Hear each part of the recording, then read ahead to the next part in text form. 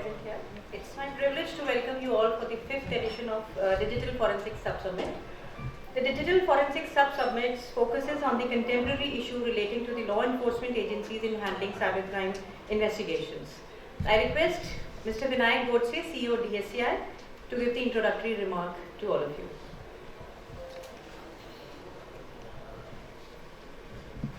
Thank you, Smriti, and thank you once again this version of Digital Forensics Sub-Summit. This is the most sort of kind of a sub-summit that most of the people in the area of law enforcement investigation, they try to see this as one of the important area or probably meet in a year. And way we plan this is also very interesting. You must have seen this thing we set up here. So there will be actually a case that somebody will be defending and somebody will be probably prosecuting, and that will reveal how investigation happens, how you present things on the court. But not only that, but this particular sub-summit has so many different areas that we will be dwelling into, which defines the subject of digital forensic, right? And digital forensic as an area, and we see last 2 or 3 things. One is the law enforcement requirement, security agency law enforcement requirement, and how every crime is now has digital footprint. That's one part, and there is a lot of cyber crime, cyber fraud, financial fraud happens basically. So one part is that the investigators equipped with capability, with scale, and more importantly technologies, and there are now good technologies available, good service companies, service sector people, consultant available in this area, and this industry itself is now becoming a very significant industry. In fact, with Deloitte we are putting a report on a cybersecurity, digital forensic industry of the country, where it stands now and where it will go from now basically. So within the cybersecurity, digital forensic is now one of the significant blocks actually, and that block is a little different than the enterprise technology that we look at, because most of the people here which are developing capability and selling and serving basically, they support the investigation, and now corporate investigation for crime is also becoming very significant, and that's also very important effort that is going on. And in the cybersecurity overall ecosystem, digital forensic investigation now is becoming very important part. And as a corporate, we are also preparing for resiliency, and we are preparing for incident response. Increasingly, the corporate's requirement and demand for this capability is also increasing quite significantly. And that's why we see a lot of interest of work that we do, and some of you must be knowing that data security council have been there since 2008, and even prior to that, 2005 as an ASCOM, had been invested in the area of building the law enforcement's capability in the forensic investigation, and also creating industry ecosystem around it. So I think we must have trained 1 lakh plus law enforcement officials until now since we started. This work is not well known. There's a center, Advanced Forensic, we call it CCITR, Cybercrime Investigation Training and Research Center, which is sits in a police premises. There is a CID headquarters in Bangalore called as Scotland House, and there is this center of 8,000 square foot place. Very state-of-art center that we set up. One is to train, and other is to do the research in cyber for digital forensic, and also helping to understand this subject better. So the manual, so this year we published 3rd version of the DSCI's cybercrime investigation manual. This is the reference manual for the law enforcement official to investigate cybercrime basically. So because it has come to that level, so this year the manual was launched by our Honorable Home Minister Amit Shahji in early this year. And even last week there was a case which is going on a privacy preserving seizure of the devices and equipment, computing devices and equipment. So the procedure written for that, so this manual was presented to Supreme Court as a reference that how the procedure for the law enforcement official can be built. And there's a committee which is getting set up to bring the sense of privacy, bring the sense of the procedure to the investigation process as well. So that level of effort the team does, and they have been now working on advanced forensic, the drone forensic, the use of dark web, and there are a lot of law enforcement agencies all across India, defense organization, corporate organization. They have been trying to work with DSCI on this particular part. And while when we started, this industry was very nascent, but now we have many service providers. We have many community providers, and now they are building their own product as well. There's still a lot of dependency, a lot of imports happen in forensic technology, but that is going to change in coming future. And we are trying to see how, as a Diversity Council of India, and entire at a national level, we are working with MH on this.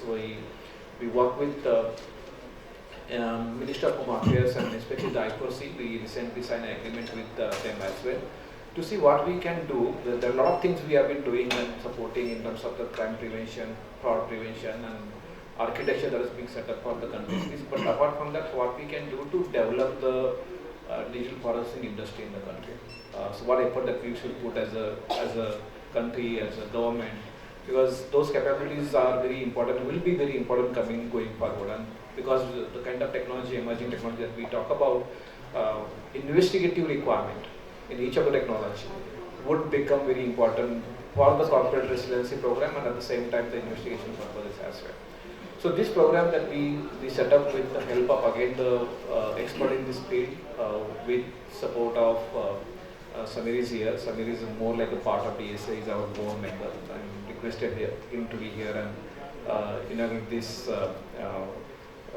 summit. But we have participation from Studio UK Embassy supporting this, and also AISS team is also here, and there are players like the players in industry in this area. So they will be walking us through different areas of digital forensics and where it is going.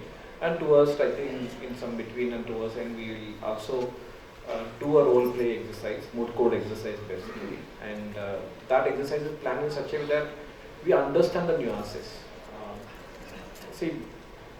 Getting hold of devices, writing FIR, to file a FIR and to take it to the court and also procedurally prove that this is a problem. So there are a lot of nuances goes into play basically. So we'll learn some of those scenarios as part of this exercise. So Venkatesh, which is leading the CCITR with Shashi. So the team, CCITR team, which works out of Bangalore basically. So they will help you with this agenda and carry this forward. So, and thank you all for joining and also supporting the EY, plus more importantly the UK Embassy for supporting this program on this year. And with this, we like to also learn from you. So how do you see what we learned and what you like to see more in coming future as well. So we'll try to learn from you as well for the next version of such kind of interaction that we will be doing. With this one, welcoming you all, I would hand over to Samir. Yeah. So Samir, please join and have your welcome letter.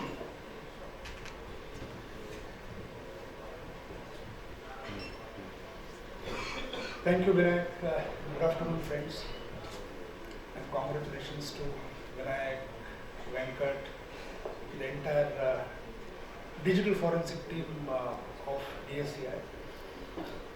See, one thing which I picked up from what Vinayak just said, it is very evident that right now and in the coming days you will find products having the investigative capabilities, because somehow I personally feel that that part was missing. I'll give a very simple, relevant example. When we wanted to ingest the logs from our application, right? Perhaps many of you would agree with me. With the objective of finding out the user anomalies, the log on, log off failures, basically user authentication related anomalies, we faced struggle in almost 80% of the applications because the logs did not have those capabilities, right?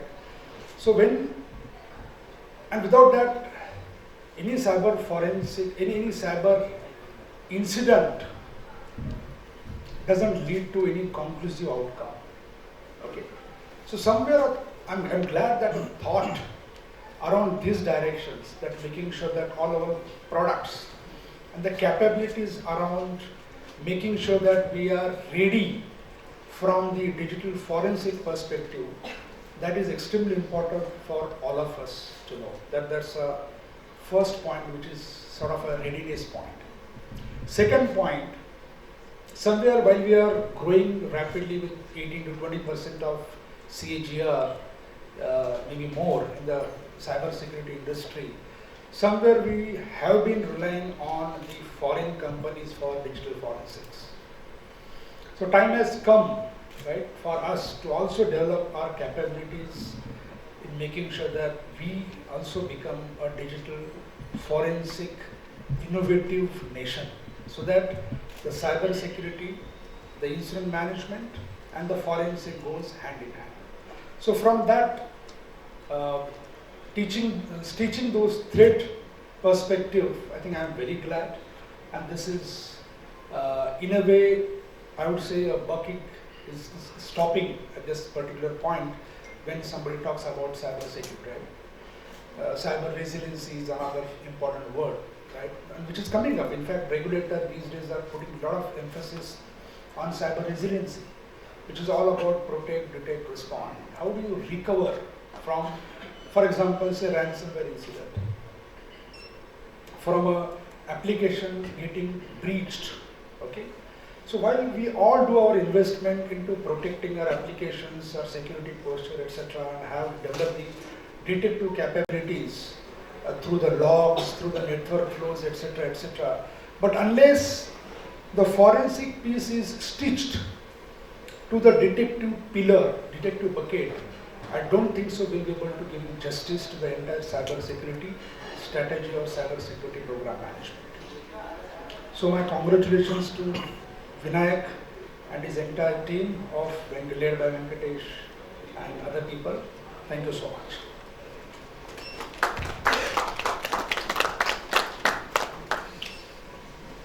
Thank you, Samir, for your inaugural address. Mr. Rajesh could not join us, so I just request my colleague Venkatesh to anchor the Digital Forensic Pathshala to all of you. Venkatesh, over to you.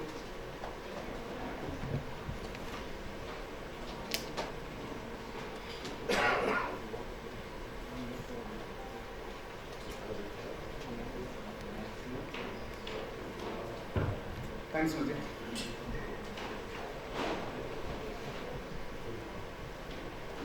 Let me give you a brief background about why we have started this Digital Forensic Summit, and that is the 5th edition. So there is a general saying, there is a lack of understanding of technology by the law enforcement agencies, especially when they are dealing with electronic devices. There is a lack of understanding. And at the same time, when you interact with the law enforcement agencies, their complaint about our IT industry is the IT industry lacks the legal understanding. What is right, what is wrong, what is legal, what is illegal, what is ethical, what is unethical. So they don't know that. So that's one of the reasons that we started this Digital Forensic Sub-Summit. And also for last decade, if you look at digital forensics is no more police interested subject, because the early adopters of any digital forensic solution was the police, but today almost every corporate has its own internal investigation team, which now they have started integrating digital forensics into their internal investigation team. And with respect to digital evidence, with our limited experience of how the digital evidence is handled in the court, there are two statements which I would like to make. First is, he is guilty because I don't like him. The conventional wisdom we cannot use in the court of law. The judge would definitely say, I want more than that. Second very important statement is, I spilled coffee over our only available evidence. So judge would say, case closed, let's all go home. So how do we handle digital evidence is also equally important thing. So this Digital Forensic Sub-Summit we have divided into two parts. The initial part would be the subject matter experts. We felt that having a panel discussion would not help us. We wanted to give that 15 minutes dedicated time to a subject matter expert where he or she can express whatever he has in his mind. So the first part would be expert sessions by renowned subject matter experts, followed by a moot court proceeding. So this year we have, last year we discussed about a hacking case. So this year we have selected a CSAM case, child sexually abusive material, the possession and trading of child porn content. That would be very interesting. We have with us Shri Talwan Singh, Honorable Justice retired from Delhi High Court, who would be playing the role of judge, which is uncommon, I can say. And I promise you, you would find it very interesting. So without wasting much time, I would now start the digital forensic Pathashala. So the first topic is enhancing cybercrime cooperation between India and US. We have with us two experts, Mr. Anand Krishnan, advisor for the Indian Cyber Program at British High Commission, and Mr. Naveen Kaul, partner from Understanding. I would invite both of them on dais, Anand Krishnan and Naveen Kaul. Over to you.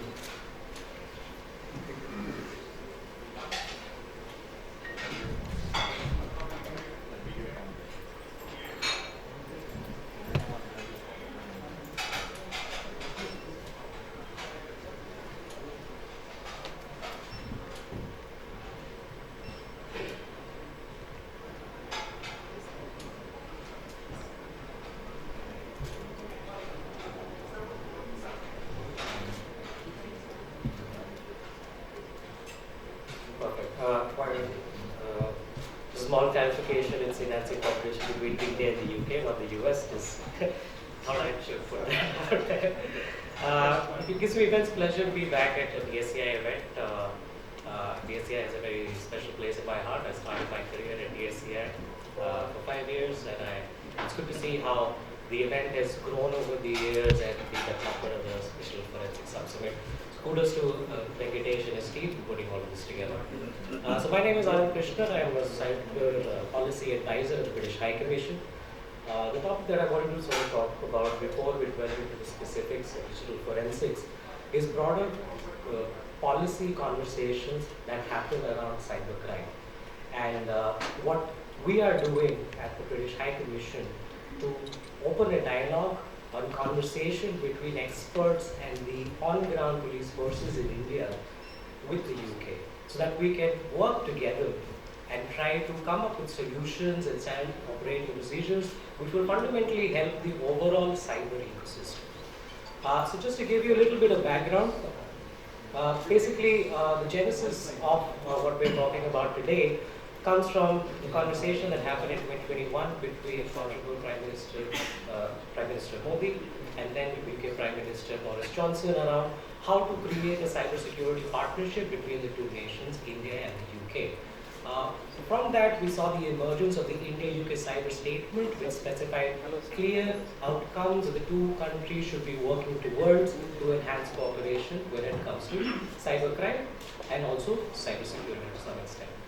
The focus that we want to have specifically is these three fundamental aspects which we believe are the cornerstone for having fundamental collaboration between the two nations.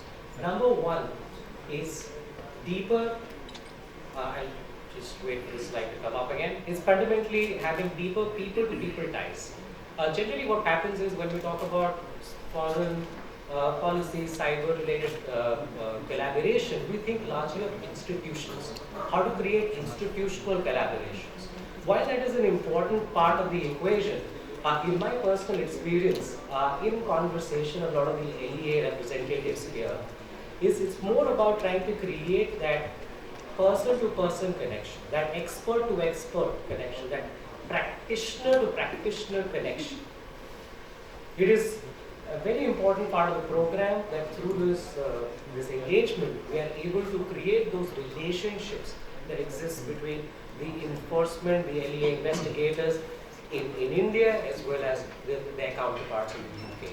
Not only that, we also have deeper collaborations when it comes to expert exchanges and information around best practices and standard protocols, which I believe happens a lot better when you have people-to-people interactions. Secondly is, of course, why the focus on India. It's because India is an incredibly important geography from a UK perspective. There are several dependencies that exist in the broader supply chains, and in terms of cybercrime, I don't think I need to state the standard throwaway line that cybercrime is becoming a global responsibility. Hence, it's important for us to come together and try to develop these solutions. And of course, building a larger cyberspace, safer cyberspace for all. At the High Commission, we have a specific focus also on women and children, and how we can create safer spaces for them, how we might improve cybercrime reporting, as well as awareness and training activities around this. Just to give you a brief overview of what we are trying to do as part of the program, and if anybody has any questions about the program and how they might collaborate with us, please feel free to come back to us. As I mentioned, the India-UK Cyber Program fundamentally looks at these different dimensions. The cyber strategy, the UK came out with its revised cybersecurity strategy in 2022, looking at creation of secure technologies, greater resilience globally, and also professionalization of cybersecurity and cybercrime investigations. We have telecommunications, a sector that we want to deepen engagements in. As I mentioned, there are interdependencies between the two countries. Critical infrastructure is incredibly important in the UK. In India, it is CII. We want to have greater collaboration, especially in case of healthcare, where we see a lot of dependencies, and having broader skills and awareness when it comes to broader cybercrime awareness, as well as specific trainings, and how might the UK work together with the forces in India and try to co-develop training materials that work for all of us. Now, to talk about the cybercrime workstream, I'll talk briefly a little bit before I hand it over to my colleague. Fundamentally, what we're trying to do is we don't want to look at cybercrime engagement in India as a monolith. We want to engage with state-level police forces and try to come up with co-develop and design activities that we can do together and expert exchanges that we have. To just to take you through a bit more on what we have planned for the time coming in, I would like to hand it over to my colleague, Mr. Naveed Kaul, who is a partner at EY Cyber.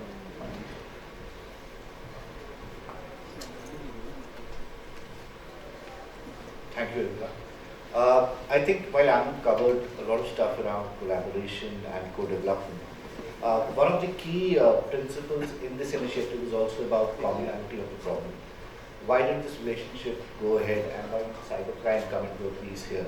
Is because, of course, we all are aware cybercrime is a problem which is a global one.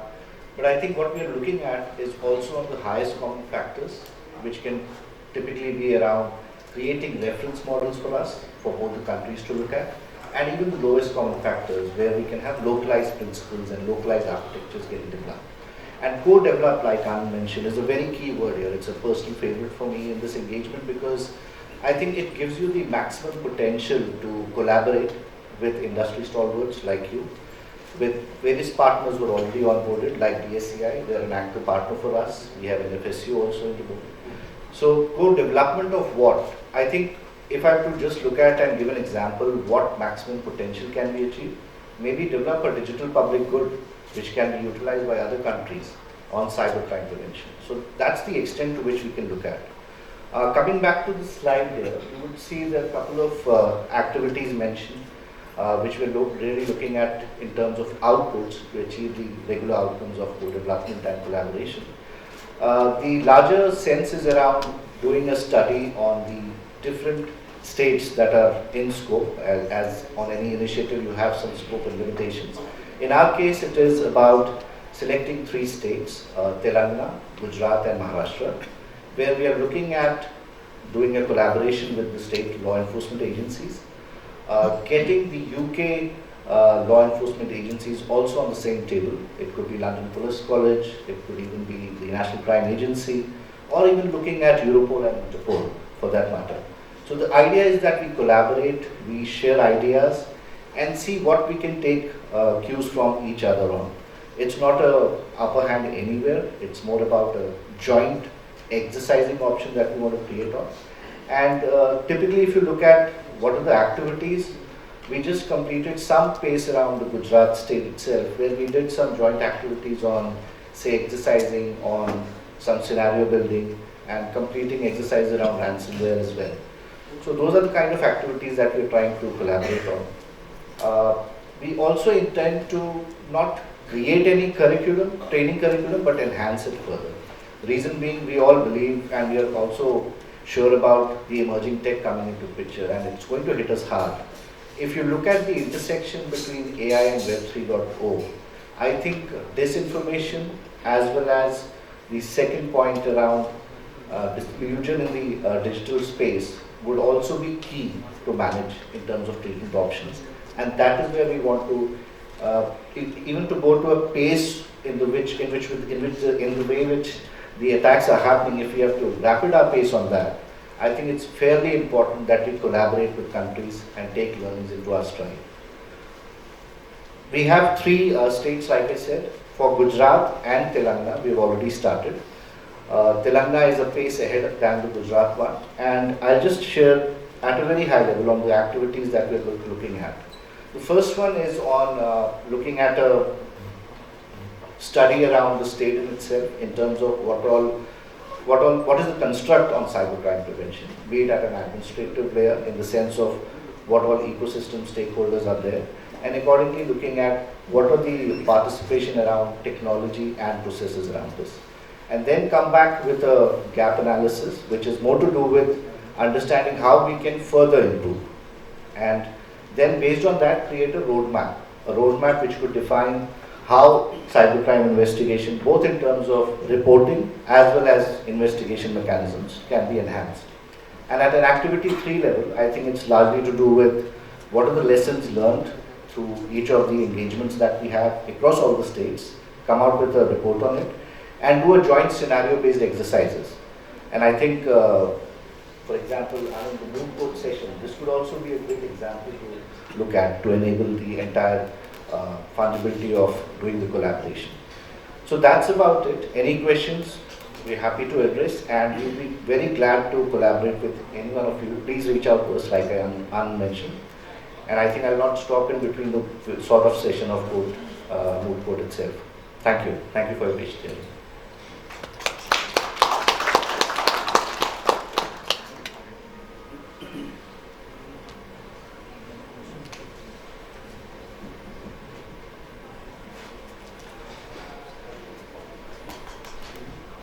Thanks, Anand.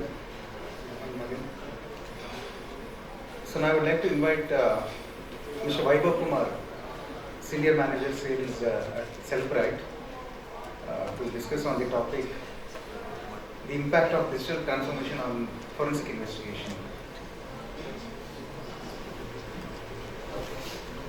So good afternoon everyone, I'm Vaibhav. I manage the business for Celebrite in India.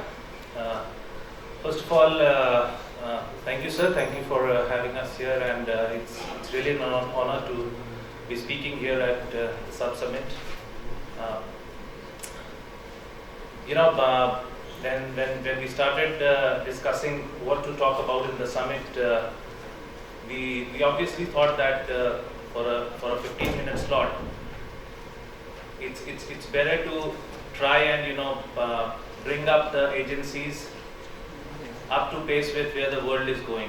So we chose about talking on digital transformation. So there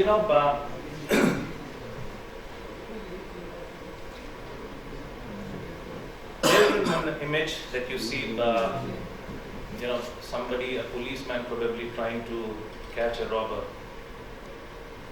I think one of the typical scenarios years back. Then of course, we moved to, cars, somebody trying to run away and a policeman is chasing him. And of course, people then also complain that the people who are committing crimes are increasingly becoming more tech savvy. They have the technologies, they have the tools, and it's easier for them to commit crimes. We further move to a situation wherein the investigators don't even know who they are trying to investigate and who's behind the crimes. What would you prefer to investigate of the three? Anyone, please. Let's participate. Which one? Which one would you think is easier and simpler, or faster, or has more certainty of getting a result, a conviction? Sorry? The first one. Okay. The second one, of course, I see some. Anyone else? Okay, so basically there's no certain answer to it because I thought about it myself. I would personally choose the last one because there's nobody in the room probably who doesn't have a digital footprint, and to us we believe that anything that has a digital footprint is much more easier, and it always leaves some trace. In the previous cases, of course, there were better chances of catching the person, but now there are chances of catching it's not just catching the person behind or the suspect behind it, it's also about catching the whole syndicate, catching the entire trail that is possible using these digital transformation. So now by the end of my session, I would want most of the investigators or people who are following investigations to take one of these two pills. How many of you guys remember the Matrix? We saw something in the 1990s. It was Neo had to choose one of the two pills. Which one did he choose? Do you remember? Red pill. Exactly. So that's the future. The red pill is the future, and once you choose the red pill, there exactly the journey to the digital transformation starts. But what is the journey, and what does it take? It's an ongoing process. It's an evolving process, and basically it needs to transform your people, your processes, and continuous evolvement of the tools. So when we talk about it, let me just give you a perspective from what we are already handling. What you see here is investigation productivity in terms of cases being processed by any department, any agency in a month versus the crime clearance rate. So what I'm saying is that when there were just 10 cases coming to any agency, they had a pretty good efficiency, which is 60%. I consider it good because what I hear nowadays is much. It's worst. So somebody who was receiving 10 cases in a month, the productivity was 60%.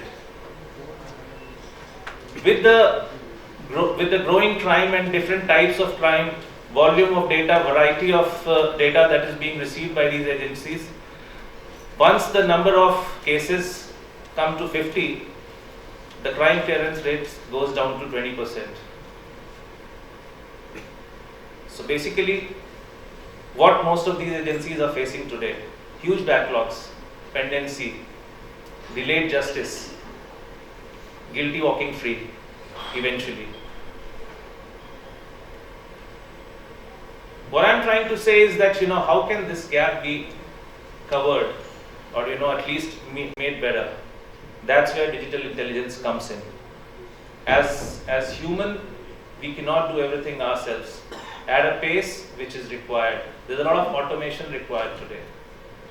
So digital intelligence, it's already there. I think most of the agencies today, they are using these tools to a certain extent, but there's another layer to it, which is the AI. So a combination of a digital intelligence platform, digital intelligence tool, plus the AI can really take you to what you should be doing, or what are the global standards today.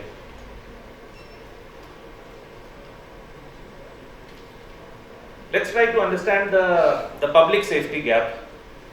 You see, what we see here is primarily the public safety gap is increasing. Essentially because, we've not seen the number of resources in the agencies growing across several years that we've been seeing the policing and investigation and various agencies.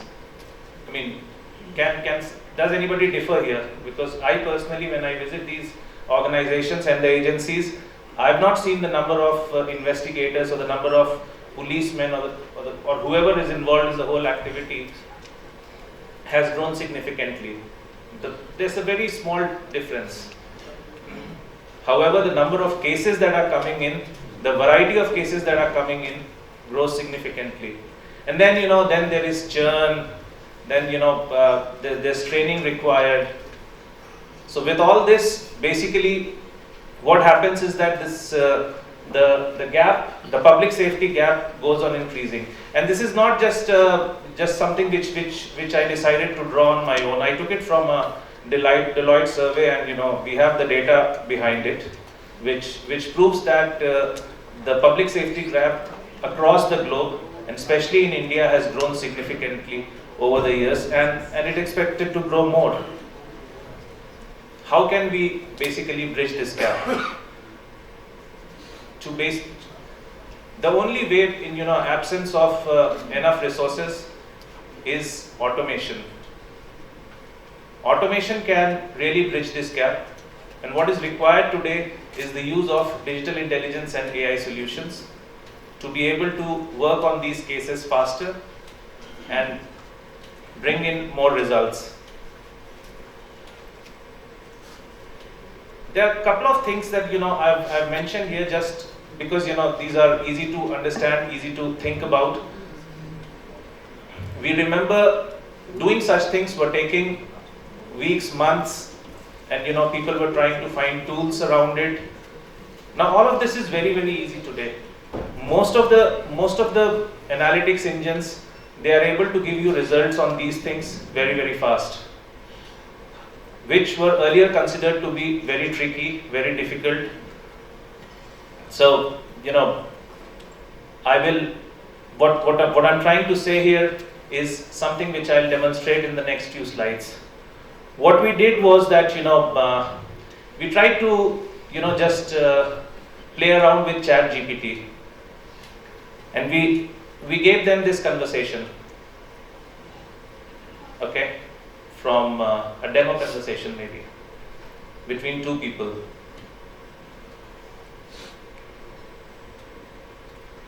Okay, I'll give a few seconds for you to be able to read it, and then basically we asked the ChatGPT that what is it about?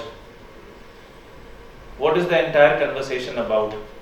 Which of course somebody manually could have also done it and understood, but it just took them 5 seconds to tell me that it appears that Matt and Don are discussing purchase of illegal drugs. Matt expresses interest in purchasing some new with a great cake, and Don offers to sell it to him for $100 for 5 units. Matt expresses that he only has $80 and Don agrees to accept the payment of $80 now and $30 next week. So this was ChatGPT in a fraction of seconds.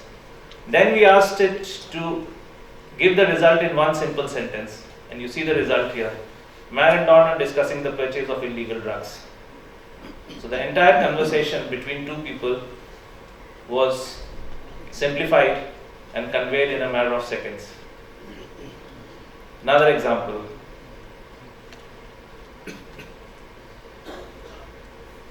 What we did was that we gave some outbound call records of a young woman cell phone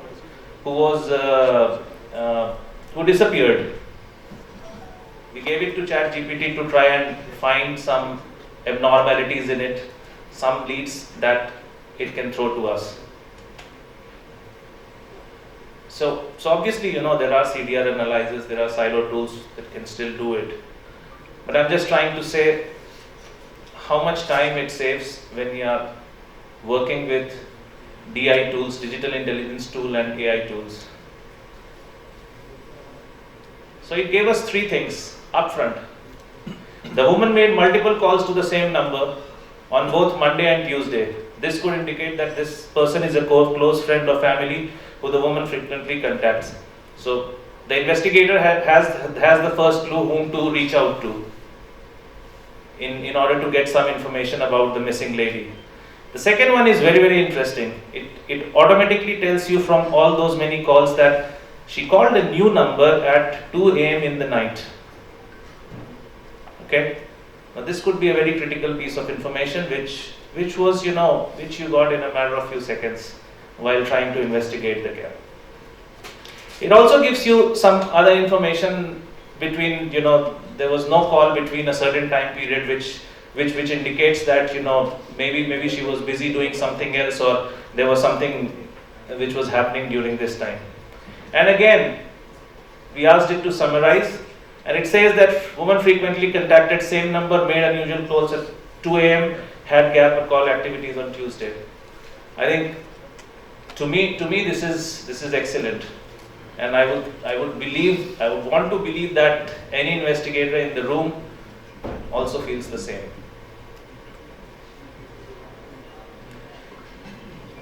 So, anyone still for the blue pill?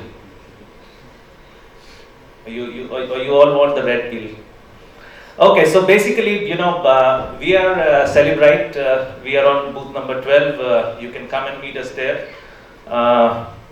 This is our suite of products. I don't want to talk about each one of them or a lot about the products as such. Basically, we are in the space of first of all, being able to access the data, which is get into the devices, bring in the data from locked devices, deleted data, all sorts of stuff. Then manage the data, which is sort of a case management kind of a platform. And then, of course, analyzing this data, which is a big data analytics tool. It actually helps us to ingest a lot of different data sources and bring out results. Finally, we are able to create reporting around it.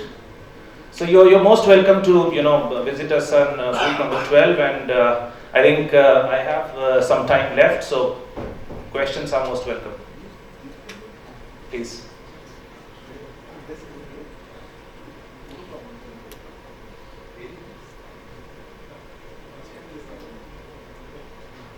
Yes, ma'am. Yeah, so how are you looking into crimes that take up generative AI? So with generative AI, it can produce videos. How are you verifying the accuracy or the integrity of such videos?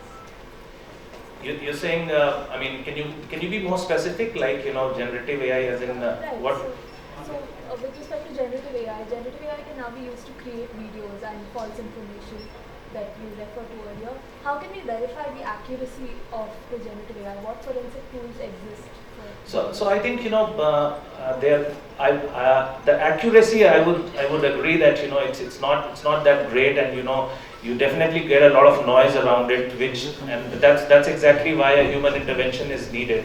But there are tools to identify such videos or such data created around it, and some of it can be done even on our tools. We can discuss more around it on the.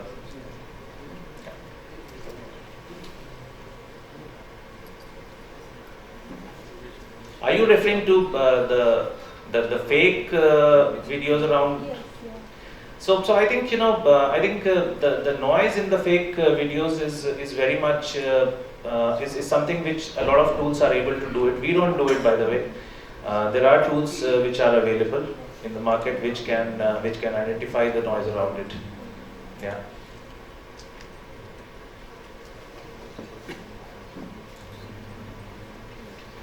Okay, so I think there are no more questions. I'll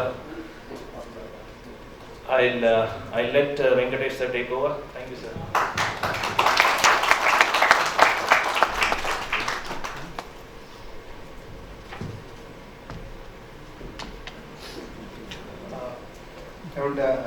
request my colleague Shishidhar to please hand over the matter to me. Anand, may I request? Anand and Naveen.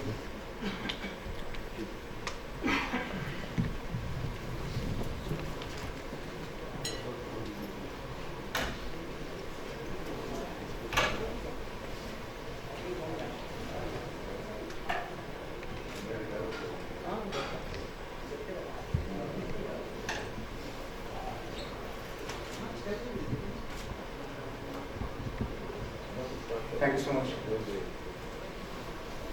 So our next session is on recovering evidence from car multimedia systems. People used to laugh about 10 years before when the FSLs used to receive multimedia panels for examination, but today it has become a reality. People send the multimedia systems to forensic science laboratory to extract relevant information. So we have with us Mr. Igor from Resolute to talk on this topic, digital forensics from car multimedia systems. May I request Igor? Yeah, here. Yeah, please.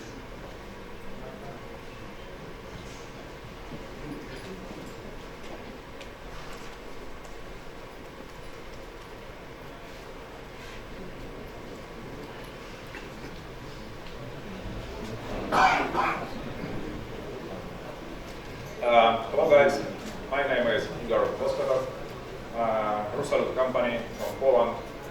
I'm happy to see you here, and let me tell you several words about digital forensics from car multimedia systems. So our company provides the solution for data recovery from non-memory chips.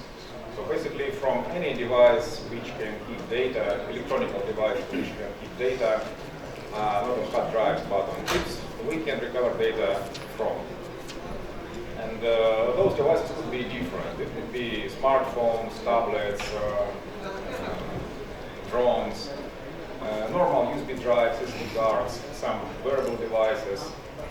And recently we started to get more and more requests from law enforcement agencies from all over the world for high-profile cases to help them to recover data from car multimedia systems. And of course we help them.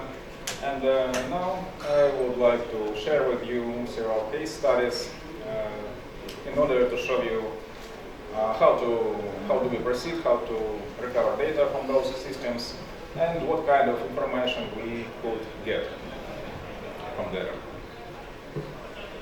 So that's the car multimedia system. I guess you know very well what is this. It's the unit which is located normally at the center of a panel in the car.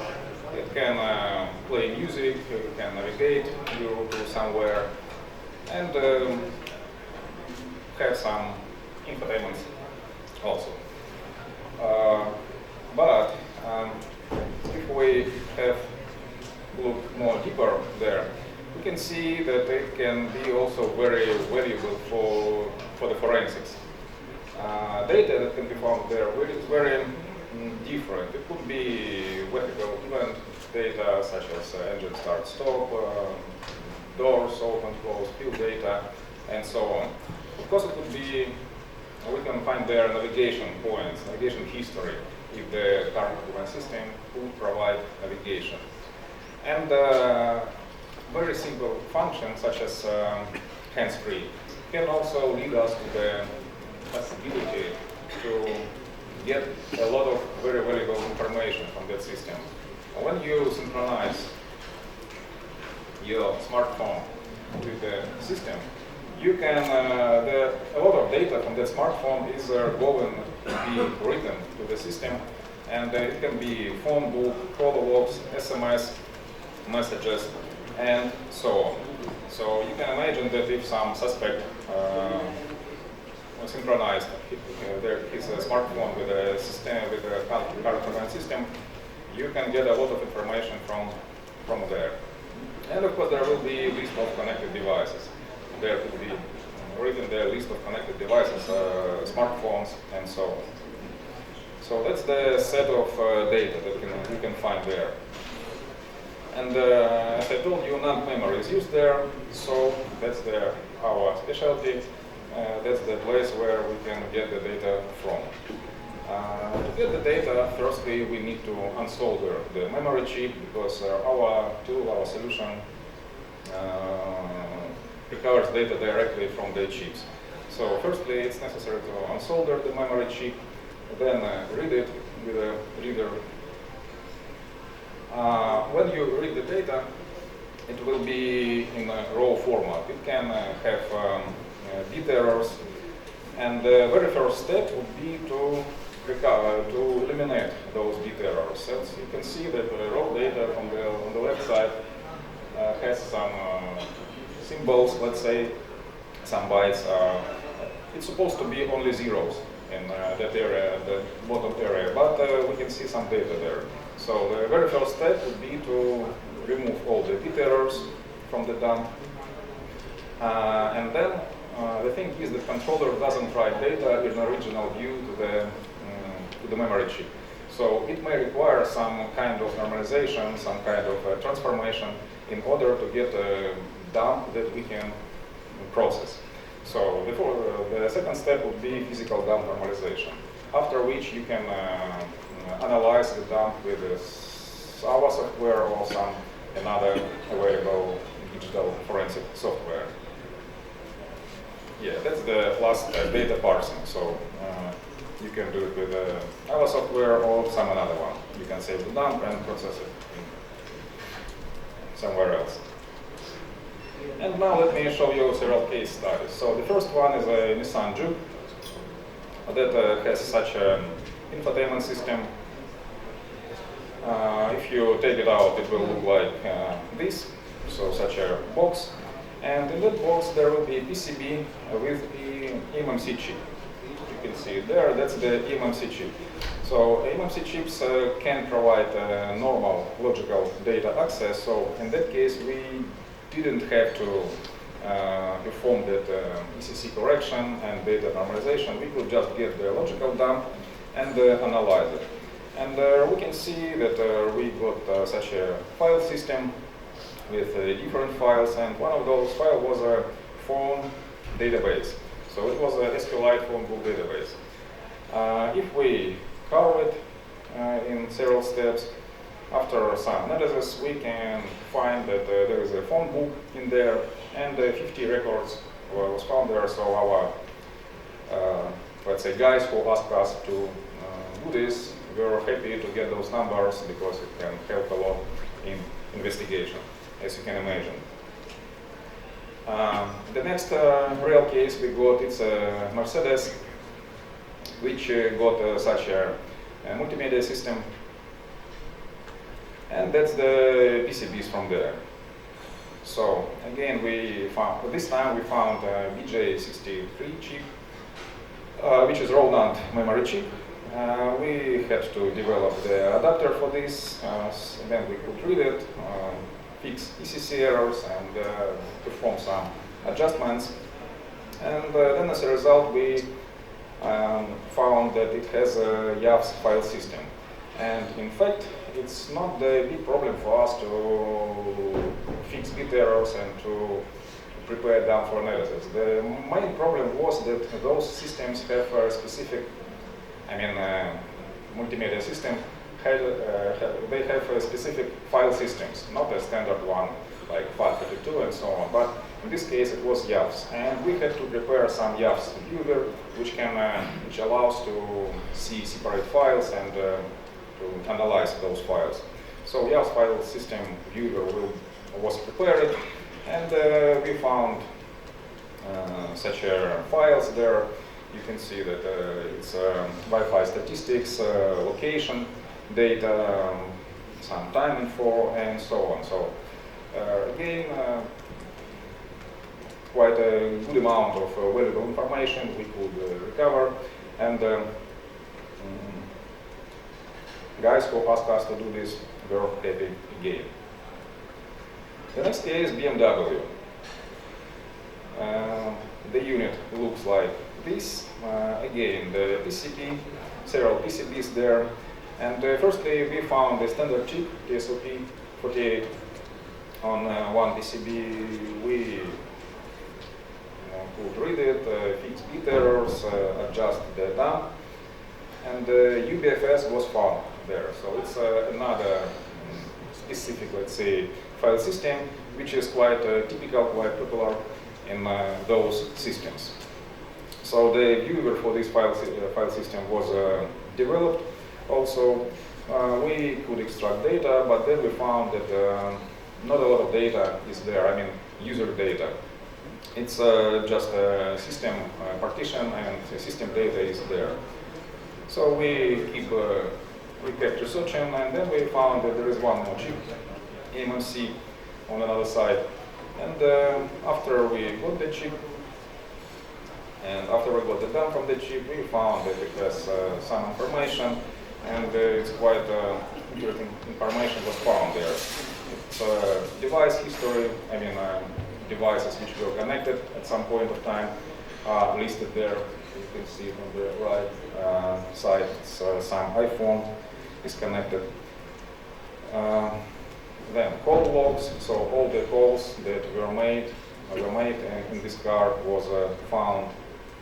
Last destinations, so it's yeah, really cool information. Phone book also was extracted from there. So, like, you know, normal set of information you could usually find from a smartphone was found from that car. The next example is a Citroen car, Citroen C3. Yeah, with such a infotainment system, and the same story. So the PCB with a TSOP48 chip. Some additional transformations were required in order to normalize the data, so we did it. And the full transformational data looks like this. Like firstly, we need to apply ECC, the inversion, and stuff like this. Yeah, finally, we got the image that has a UBFS file system. At that time, we had already a UBFS file system user, so it was not a problem to parse it. And have a look, we found that yeah, there is an address. We found addresses, last destinations of the car where it went to. And yeah, that's the picture from the right side. It shows that exact place where it was located at some point. And recently, I mean, if you guys have some questions, if you want to see some demonstrations and stuff like this, we have a booth on this exhibition with our partners, Prodai Techno Solutions. It's our new partners and India exclusive partners. You are very welcome to come and ask any questions. I'll be happy to answer you. Thank you.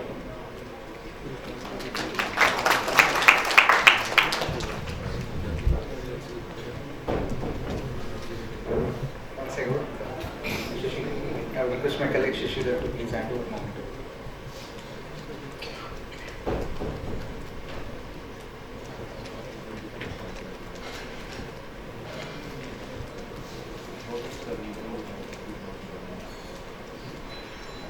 So now it's my privilege to welcome Professor Trivedi Singh, ex-IPS, to deal with the topic policing in the age of tech innovation.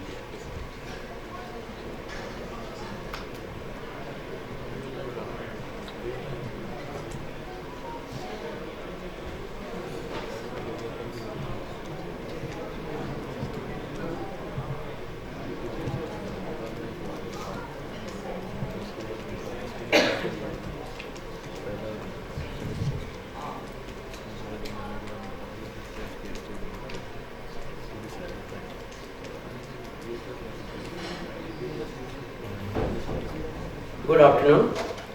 Since last 10 years we are dealing with cybercrime cases. So I will start from this slide.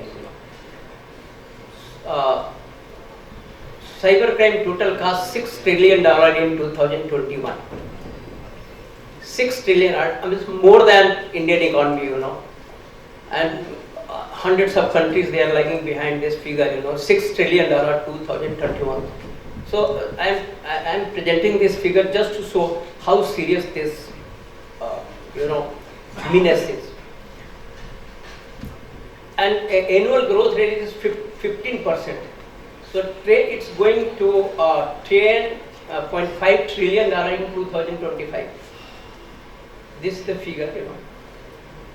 But India is not the only victim country. If we are talking about the other countries like United Kingdom, Japan, and United States, more or less the figure is same. You know. So you can see the figure. United Kingdom, 42 lakh. 42 lakh cases. 2000. I mean cases, not FIR. I mean the cases have been reported. Similarly, in Japan, you can see the figure. The figure is less, but I am talking about the USA. 87, you know, at 8 lakh 47,000 cases. And if I am talking about my Uttar Pradesh state, you know, we have received more than 3.5 lakh cases in last 3 years. More than 3.5 lakh cases. And if I add child pornography and CSAM cases, you know, that's going to up to 8 lakh cases, more than 4 lakh cases related with Uttar Pradesh only, related to you know, child pornography and CSAM and gang rape. So this is the magnitude and quantum of cybercrime that's happening.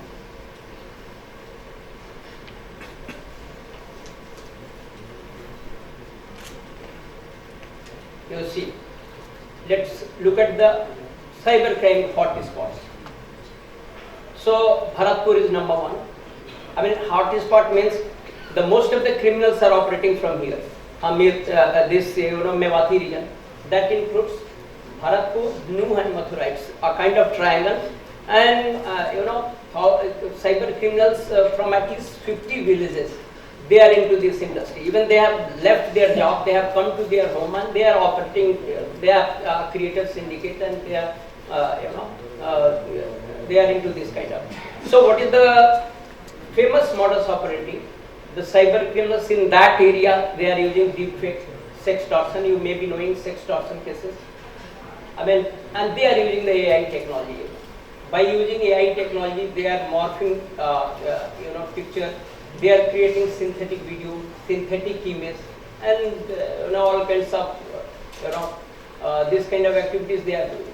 They make friendship on social media platform. Then all of a sudden you get a blind call, video call, and the moment you receive, by using a screen capture tool, they record for few seconds, 30 seconds, 1 minute, 2 minutes, 3 minutes video record.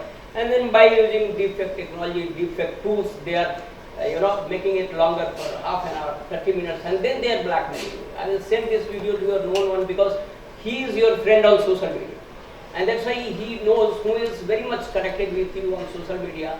And you know, and that's why they start blackmailing through Facebook Messenger and all that.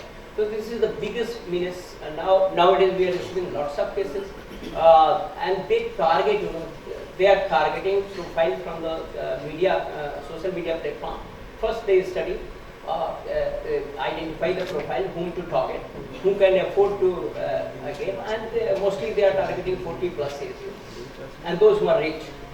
So by posting out photographs, by posting out day-to-day activities on the social media, they can easily find out whether you can pay it or not, whether you are in a position to pay the ransom or not. So once they know that you are in a position to pay, they start blackmailing you. So this is sextortion. Particularly from this area, and you see Jamtara. Now Jamtara, earlier Jamtara used to be the number 1. Now it has gone down to the 5th. So I mean Jamtara, Gidi are different pocket. So what they are doing, they are not into sextortion business. They are not into OLX, you know, business. They are into a different domain. By becoming a branch manager, they are threatening you to block your account and SIM block, and somehow they try to compromise your OTP, and then they are committing them. So 42 villages, thousands of boys and girls, they are operating from farm, field level. They don't stay inside their home. They take two phones, a fresh phone, a smartphone, they go outside in the jungle and then they make a call. Because all these data related with you are available in the black market here. If I am talking about Delhi, we conducted several raids, we found huge data related with any company. You just name the organization, you name the individual, you will find lots of data related with it. His mail ID, his account number, and then another kind of supply chain is existing in Delhi. So if you want to have a few accounts, mule accounts, you can easily purchase. If you need SIMs in different KYC, KYC will be different. Then you can purchase the SIM. Of course, you will have to pay the premium 2,000, 3,000 rupees. But immediately you can get lots of SIM. So what a criminal need? Suppose you have to set up your own fraud enterprise.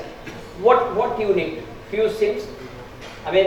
Not in your name, in someone else's name, and then account, and then you have to purchase a domain, and you have to create a website. The payment gateway, they are more than willing to get integrated into your website. So, if you are thinking to commit a crime just to establish a fraud enterprise, then within 30 minutes you can commission your business. Because you were just going to GoDaddy, you were purchasing a domain, then getting payment gateway integrated, and within minutes you can create a website. And then by digital advertising or digital media, you just contact with the digital media, or you have huge database of mobile number and mail ID, and you can send millions of mails and messages to anyone. So out of those millions of mails and messages, if even 2%, 3% get victim, then that is a huge amount. So the moment you think that I have to be into this fraud industry, you can within 30 minutes and the money start pouring into your account. You don't have to use your own account. You can hire the account. You can hire the SIM. You can hire the expert. Similarly, if I am talking about the dark web, so all kinds of data are there. Everything, every services, whether you need to have arms dealing, pirated things. If you want to, even somebody was telling me that if you want to kill someone, you can hire a gun. So if you want a ransomware, so you don't have to create a ransomware. There are so many ransomware service providers. You can hire their services. They are creating the ransomware, distributing agencies, someone else. They are working in a corporate style. They have their own CEO, they have their own finance wing, they have their own HR departments. So they are very smart, Like once I read it in Noida, I arrested a guy. He was sitting in BMW latest, series BMW, and he was wearing half pant. So who is you? Who are you? So somebody told me that he is CEO, and he was 3,700 crore rupees. This guy. So he had created a fake Facebook-like structure online, and then he offered that we are the company who has got tie-up with all multinational companies for advertising. So simply you have to click this click icon and you will get returns. So he did not have any tie-up with any multinational company, but he had posted the logo of all the famous company on his website. What you had to do, simply you had to click and you had to earn the money. So once you invested the 11,000 or 51,000, immediately you will get return in your account. The people think that it's a very good business, simply you have to click and I'm getting huge return. So it's a kind of Ponzi scheme, multi-level marketing scheme, but it's completely based on a website they had created on that. They had their own server. So if you are clicking, the click is going to hit that server, and then the response is coming immediately. You are getting return. Now I'm going to tell you a very interesting modus operandi the criminals were using. In Lucknow, 9-10 months back, 146 crore rupees were transferred by cyber criminals to their own account. 146 crore rupees. So what they had done, they had inserted a laptop into their own switch, number one. They had put in a remote access to the laptop. And by compromising someone, they had managed to have whitelisted IP. And then they had installed keylogger on the bank manager assistant, branch manager system.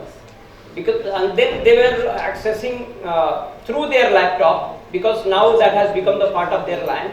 So they could easily find out what is the user ID and password of the maker and checker of the bank.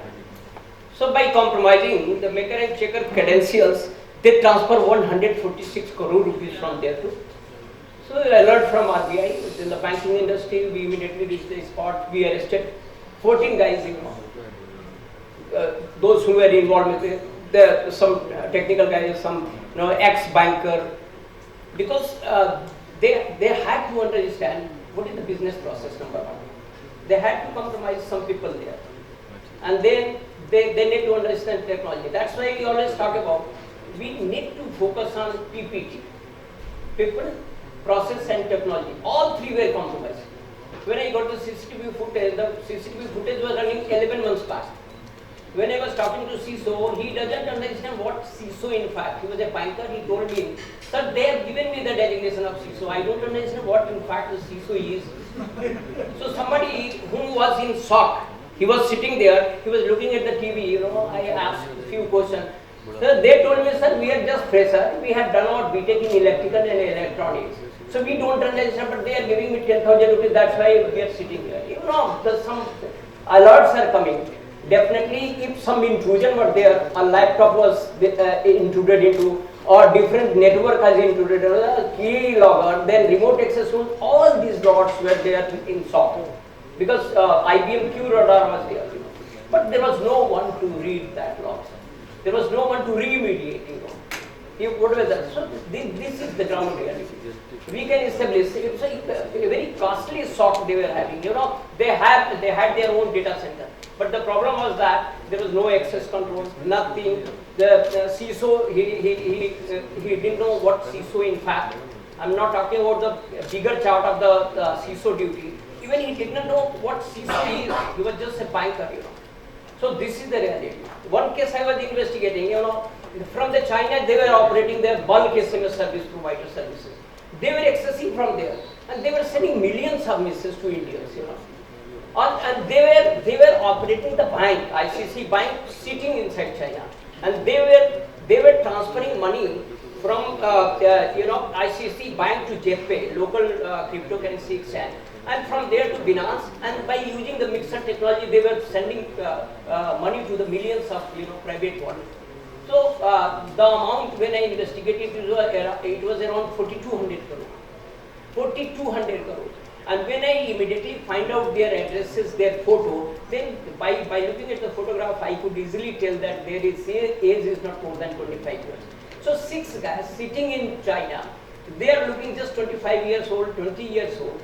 They could manage to siphon 4,200 crore rupees from India by exploiting the technology, by the lax KYC norms here. Anyone can find out KYC.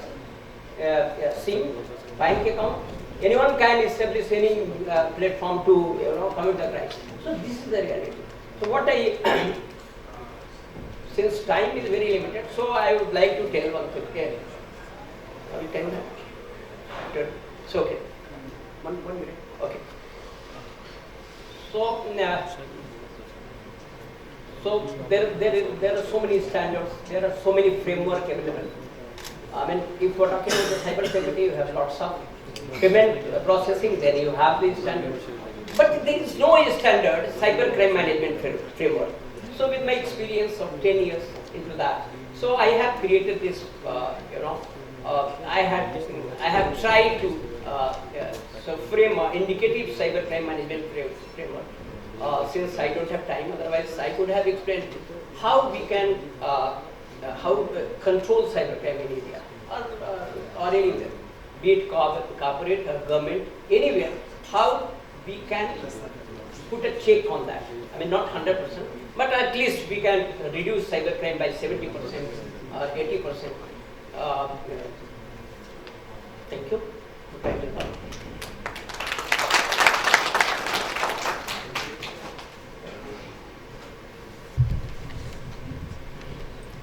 Thank you so much, sir. I request my colleague Shashidhar to please hand over the MC.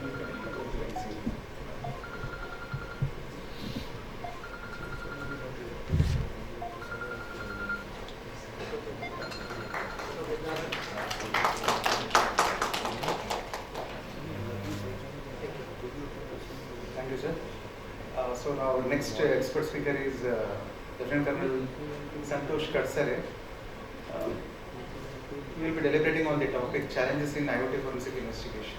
Over to you.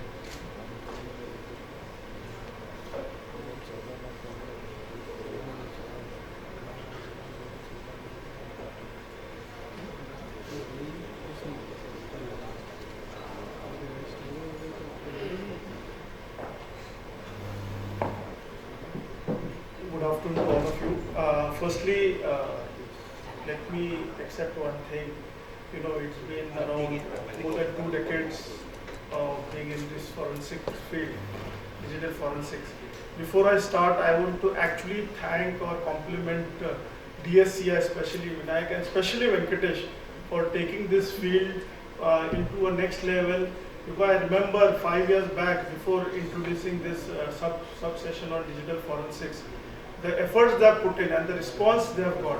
So it has not only enabled and motivated a lot of people to take this as not only as a career option, but also to indulge in a lot of activities, whether it's Make in India, whether it's developing products, building skilled manpower.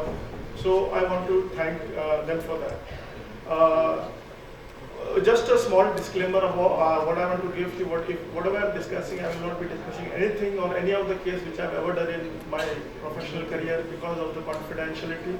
I've been in the law enforcement for around more than 2 decades. But we will be discussing on the most important aspect of IoT forensics future. Now, why is there a need for this topic? Every one of us knows that mostly the law enforcement deals with dead forensics or the forensics which is done after the incident has happened and the device has been seized and they have been brought to the, you can say, laboratory. But nowadays, as a few of the speakers brought about in the previous talk, that forensic is no more only the law enforcement's, you can say, domain or maybe.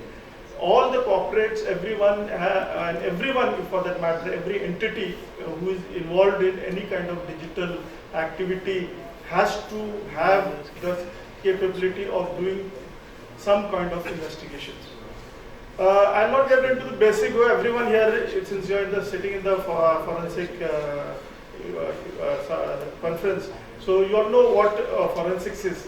But we are actually producing digital evidence in the court of law so that it is tenable in the court of law, it is accepted by the courts. The moot court will bring out a lot of the insights about that, because people like us who have gone to the courts actually understand how it is and how the, you can say, evidence stands the legal scrutiny. And let me tell you, some of you may not agree with what I'm going to say now, but forensics is more about failures than successes. Now you may be surprised, why am I saying this after so many years of being in this field?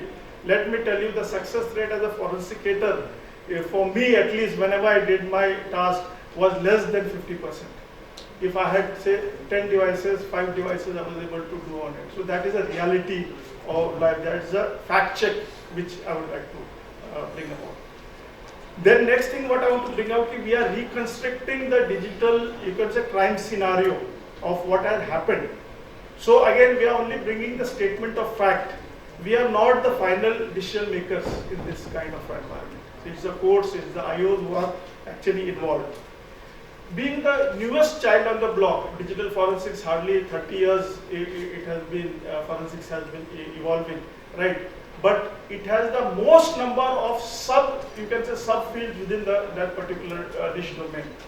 If you see, now I'm speaking on IoT forensics. Few years back, IoT was never spoken of, right? But only say computer forensics, or to some extent mobile forensics came in, cloud and network came. But now we are speaking of IoT, we are speaking of SCADA, we are speaking of so many kinds of, for any new technology comes in, you have to have some kind of capability of handling that technology in the investigative part as such. One thing which IoT brings on the table is the issue which is a prominent or the basic issue of forensics is the problem of plenty or problem of capacity we call it. So there is not one device when we will be investigating an IoT kind of environment, there will be hundreds of devices. So the number of devices increases, so does increases your processing time, and so does increase your reviewing time. So this is affecting, or this will affect this particular domain. Most of the case studies, like I was yesterday trying to hunt what are the different cases which have happened in IoT in India and abroad. Few years back, we used to not find even a single case study. Nowadays, there are plethora of case studies. That's why I didn't put a case study in this. But I'll just give an example. If you have studied the colonial pipeline, although it was a ICS industrial control system, but it also involved IoT devices. And the investigation which was carried out, it was on IoT devices. So this is the issue with forensics, which we have to resolve either by technology or by skill set building or some other way. I'm just going to stress, due to paucity of time, only on some components of a smart city kind of environment and how IoT and what kind of forensics will be involved in this kind of a scenario. If you see, we are building a lot of smart cities, if not in totality, at least you can say a lot of components are being pitched in. If you see, also, even if you take like smart meters coming up in a power grid, right? To go ahead, I'll just tell you that when we are speaking of IoT kind of environment investigation, so you have a sensor layer, which like everyone we have just discussed now, sensor layer. There are different kinds of sensors depending on the type of environment you are in. Then you have the network layer where you have communications. There may be some kind of network technologies which are working. And then the middle layer, what we call, where we have the APIs and other things. And application layer and the business layer means. So there are different, you can say, slices of, you can say, your evidences where you find everywhere in this particular space. So I will enlarge this, it is not visible, but what I am trying to tell here is, in smart city landscape, there are various kinds of, you can say, digital ecosystems. For example, you have smart grids, you have UAVs, you have BAs, you have IT sensors, you have cloud.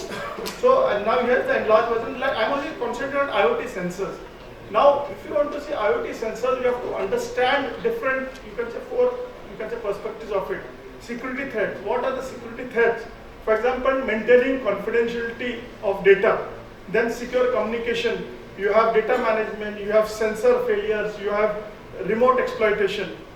And now you are, then afterwards you are looking, where are my data sources? What I have to investigate in that IoT kind of environment? So you require the data sources. It's not like you have a laptop and you just remove a hard disk and you are just carrying out forensics on it. So your data sources can be a parking meter, it can be any measurement device, a smartphone or any applications that are connected. And within that particular data sources, you have to identify which are the evidently value data sources. So it may be some logs, it may be some kind of, you can say, data which is stored in some other format, images, and so on and so forth. And with that comes the challenges also. So there are a lot of challenges which are there in this particular kind of environment. Coming on to the security threats. Security threats of IoT sensors, which I mentioned, there's a very strong possibility of, I'll give a simple example. If it's your house, and if your IoT devices are connected, mostly connected to the cloud environment, right?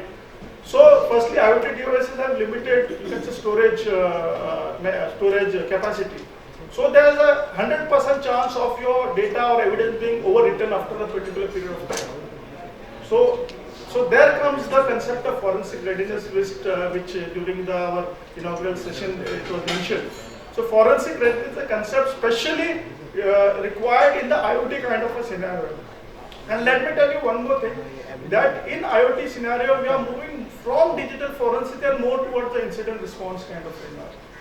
So your capability of handling the incident is more prominent. Yes, forensics will play a role, but before that, incident response will play a bigger role in that kind of environment. So whether you have that capability of retaining, collecting, analyzing that particular kind of evidences which are readily available to you, that's very important. We have industrial control system, we speak of sensors. Best case, I would like to go and study one of the cases of Colonial Pipeline, or there was a ransomware attack in a Hyderabad-based IoT company. So we'll get a lot of case studies as on date. So IoT devices, volatile, fragile, tempered. Now this is, you can pick up this and put it to any kind of digital evidence, it will stick on it. So we should be ready for this. Secondly, in IoTs, one point which I want to bring is the firmware, upgradation of firmware, vulnerabilities. In sensors, you will find more vulnerabilities, because if you go to sensor, whether it's a PLC kind of environment or some kind of environment, you will see that there the firmware upgrades will be not done and the vulnerabilities will be more, because the security is the last thing when the IoT devices are being built in. Coming on to SCADA systems, again, I'll not dwell much due to paucity of time, I'm running out of time. But now is the time where, now the law enforcement are having laboratories for some forensics, whether it is mobile forensics, cloud forensic, network forensic. So you require, if you're in an IoT kind of environment, you also have to have a limited capability, I say, as of now, especially the forensic state laboratories and CFSL, for IoT kind of investigation. International, yes, cyber law, this is a common point, international cyber laws, then standards, computer tool testing program, you must have heard of it. GDPR obligates our even a data protection bill, so that how it is going to be addressed. What I want to bring in here is, now is the time when we are going to change. This is, this learning I took from Mr. Shastri, Dr. Shastri, who is again sitting here. He used to speak few years back about one thing. You have to move from reactive to proactive to predictive kind of forensics. So IoT falls in the domain of proactive and predictive kind of forensics. So especially the you can say the corporates or the law enforcement who are going to give service as a incident response or a forensics for IoT kind of experiment have to be rest assured to have proactive and predictive kind of forensics playing a very important role. Right. So this is what I have said. Now coming on to what all within the forensic domain, what all can be overlapped in IoT kind of a scenario. Yes, device level forensics, of course, yes. Network and cloud plays a very important role, because what traffic is going and where the cloud your data is stored. Because as I said, IoT will never store the data. Even if you see a PLC in a traffic light system, it will have very less data, but if someone has compromised the traffic light system and made it and some accidents have happened, so what happens then? So here, maybe in the near future, whenever IoT system, some company plays, forensic readiness has to play, there has to be buffering of evidences, something has to be built in, and you can say the policymakers or the people who are relevant has to play a role and make, or you can push the policy in such a sense that forensic readiness plays a very important role. I will cut short, I have actually short of time. In last, I want to again sum up by saying that IoT forensics future is there regarding capabilities within the country. Let me tell you, we are not even at the nascent stage. We are thinking, but implementation is there. One more thing I want to tell you regarding here IoT forensics. There are many in present tools which are there which deal with smart devices which are there in the environment. For example, I can give you, there are tools such as coincidentally Vinay is sitting here, like Mobile Edit, which gives smartwatch forensics or IoT device forensics. So such kind of tools are required in the environment. Similarly, there are many other tools also there. So we have to look forward, find solution, be proactive, be predictive, and you have to be progressive and think forward. So that's what I want to just give. These are the few cents of you can say knowledge which I wanted to share with you. And we have to, again I want to thank Venkatesh, Vinayak and the team, because forensic community has to build up. For last 20 years we are looking for this, and now we can see the results on ground that people are coming out and discussing. No conference has ever had forensics as a sub-conference. Now people are recognizing this, so I really compliment you. Thanks for giving me this time, and I would be really happy if anyone wants to interact on any of the forensic technologies. I am ready to discuss any moment of time. Thank you very much. Have a good day. Jai Hind.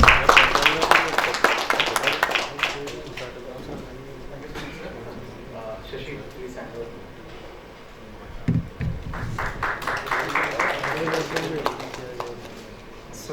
So now we are going to discuss a very interesting topic where the law enforcement agencies are struggling with digital forensics. Criminals have gone one step ahead, so they have a very good R&D with respect to anti-forensics. Shashidhar and Manjesh Shetty, my colleagues from DSCI, both of them together published a research paper on anti-forensics last month. So I will now request my colleague Shashidhar to deliberate upon the topic anti-forensics, how it is impacting the digital forensic investigation.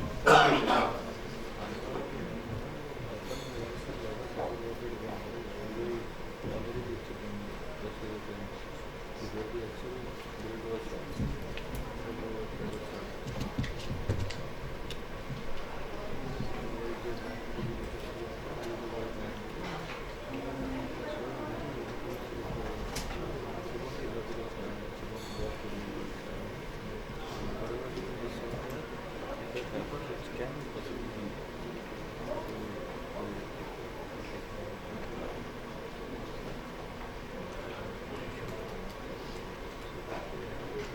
So good evening all. So now in another few minutes I will be discussing about what are the anti-forensic techniques that criminals are nowadays using, and what are the checks that the digital forensic investigators should do on this particular detection of anti-forensics. So I have taken a case scenario wherein I will be showing you the evidence which can be extracted in terms of what are the anti-forensic techniques that the criminals are using and how the digital forensics investigators can able to identify using that particular case study. So just to understand what is anti-forensics is, it's a technique used by the criminals to hide their traces and also to mislead the investigation. So for example, if you take up a wiper tool, so the criminals are using that tool to wipe it so that the investigating officer or the examiner couldn't able to identify those particular files. The second example would be on time stomping. So the criminals use the devices for the commission of the crime, and they create lot of malicious activities in this, and they will backdate the artifact so that when the investigator do the timeline analysis, he will miss out that very important information. It may be incriminating evidence as well. So talking about the current scenario when we look into digital forensics and anti-forensics. So when we compare both the things, a lot of advancements in the field of digital forensics is happening. So that a lot of AI-based tools are also in place to identify the and track the illegal activities. At the same time, these criminals are also collaborating and learning a lot of things about what are the methodologies that these digital investigators are using, and they are also learning a lot to bypass these digital forensic techniques, and also they are also continuously learning about these things, and they are also trying to mislead the digital forensic investigators by adding some of the new sophisticated anti-forensic techniques. Okay, so let me explain you the case scenario first. Let us take one case scenario so that this will help in discussing the anti-forensic detection techniques.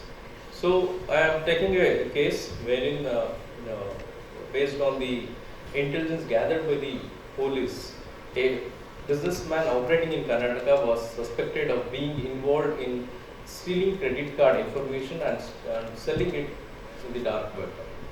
So he was arrested. So in the preliminary investigation, he was questioned on the said illegal activities. So he denied all the charges, but he volunteered to help the investigation.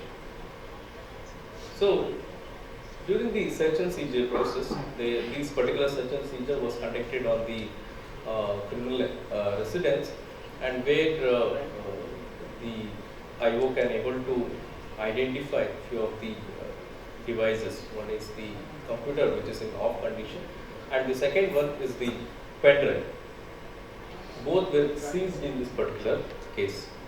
So after seizure, the next phase is the acquisition phase, where the examiner took the image copy of that particular system hard disk.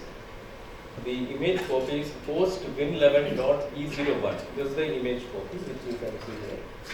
The second one is the pen drive, where they took the image copy of the pen drive as well, and the pen drive af.e01 of the file.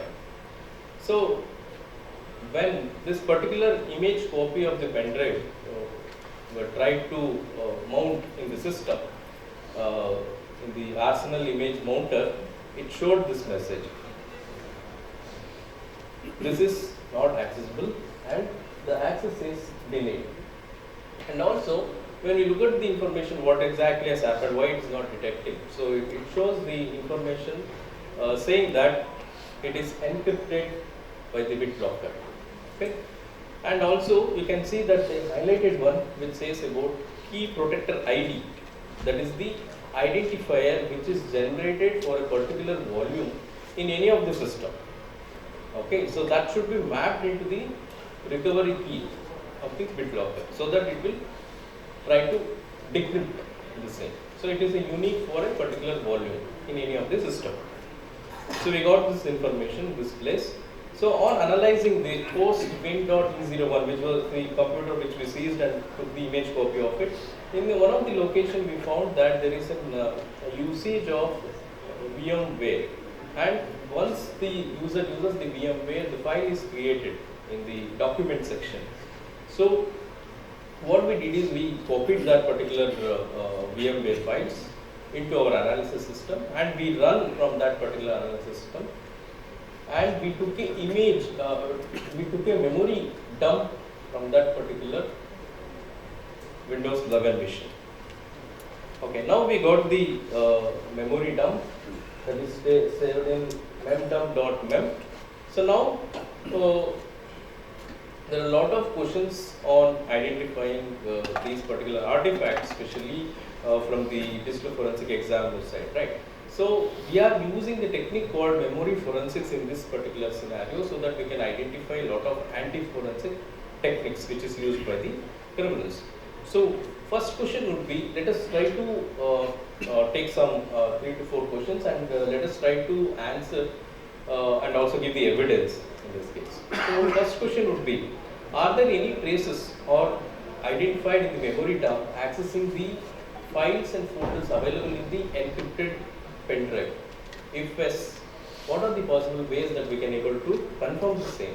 So we know that yes, somebody has connected the encrypted pen drive into the system and they have accessed data without copying anything of the disk. So now when we digged into it and we started searching the artifacts, it's very difficult to identify this particular thing. So whenever we think of the process, that is explorer.exe, which is responsible for navigating the files and folders in the particular windows. So we concentrated on the explorer.exe, as I showed in this particular slide. And next to that, you can see the GUID. GUID is one global unique identifier which is generated when any external device is connected to the system.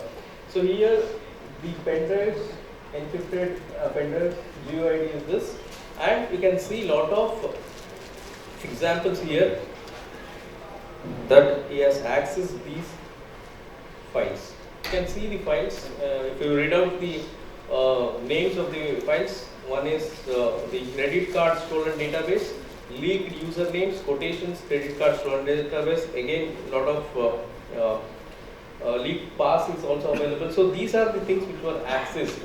And at this point of time, we don't have the access of exact content of the file. Only we have the names. We don't know what is inside that particular file. So next question would be, are there any installation and execution of wiping tools? If yes, what are the files that are securely deleted? So as I talked about earlier, there are a lot of wipers in place where they use it to delete and it's unable to recover it again.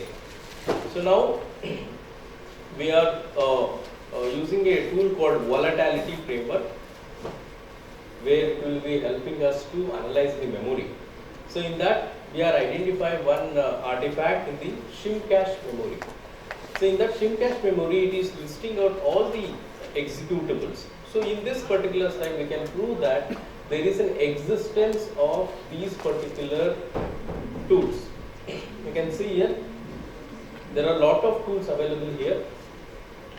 You can see here, sign.media. So this says that it's an external media, not an internal one. Okay, and there are a lot of wiper tools available. One is eraser and sdelete. Okay. So here we can prove that there is an existence of these files, and at the same time we can't prove that it is executed in the system or not. So for that we are trying to understand the different perspective here. One is in the prefetch file, that is .pf file, what we can say. So that will preserve a lot of information on the execution part. So this, after Windows 7, the execution flag is off in this particular shim cache. So that's why we are unable to prove this. At this point of time, only we can say that yes, this was existent in the system at one point of time. So next is this. We are identifying the prefetch file of the particular sdelete.exe. You can see here, there is an execution of sdelete64.exe, executable true, and also very important artifact here is this one, the credit card stolen database.txt and leak pass ins.txt. So this is deleted using sdelete, so that we can able to identify this. So last and very important thing is the BitLocker recovery key available in the memory dump? If yes, what are the possible ways to extract the same? So in this case, I have written one YARA rule, so you can also write it on that to identify the pattern of any of the content. So I have written in this case the BitLocker recovery key. So based on that, it is searching the pattern and identifying the BitLocker key in this particular thing. So I don't know which BitLocker is this and which device this works. So let us try with this pen drive which we have captured, which was encrypted. So again I am connecting the same this particular E01 to this particular tool. So I am adding this BitLocker recovery key. So hopefully in the fifth or sixth slide you have seen that the ID is 02169. You have already seen it. So this is the identifier of the pen drive and parallelly mapping to the BitLocker recovery key. So I am adding this, and now I am able to successfully decrypt the content in the pen drive. So you can see the files here. So these are the files which we saw in the early stages, but these were only names. But now I can able to identify the files and folders, okay, where I can access it. So I can also see some of the Tor browser activity also in this sdelete. These things we have already seen it as a name, right? So now on opening one of the files, that is credit card database, I could able to get lot of credit cards till information of the customer in this case, okay. So in conclusion, what we can say is the criminal has utilized the system, that is the host Windows 11 operating system, but he has not used for any illegal activity in this case. Okay, he has installed the VMware, okay, virtual machine in this case. On top of it, he has installed the VMware software, and on top of it he has installed the Windows 11 operating system. Then he has connected a pen drive where he is putting lot of information, very important information in it, and he is encrypting it. So in this case we were able to identify the key from the memory of the system, RAM memory, and we were able to decrypt the pen drive in this particular case. So in this limited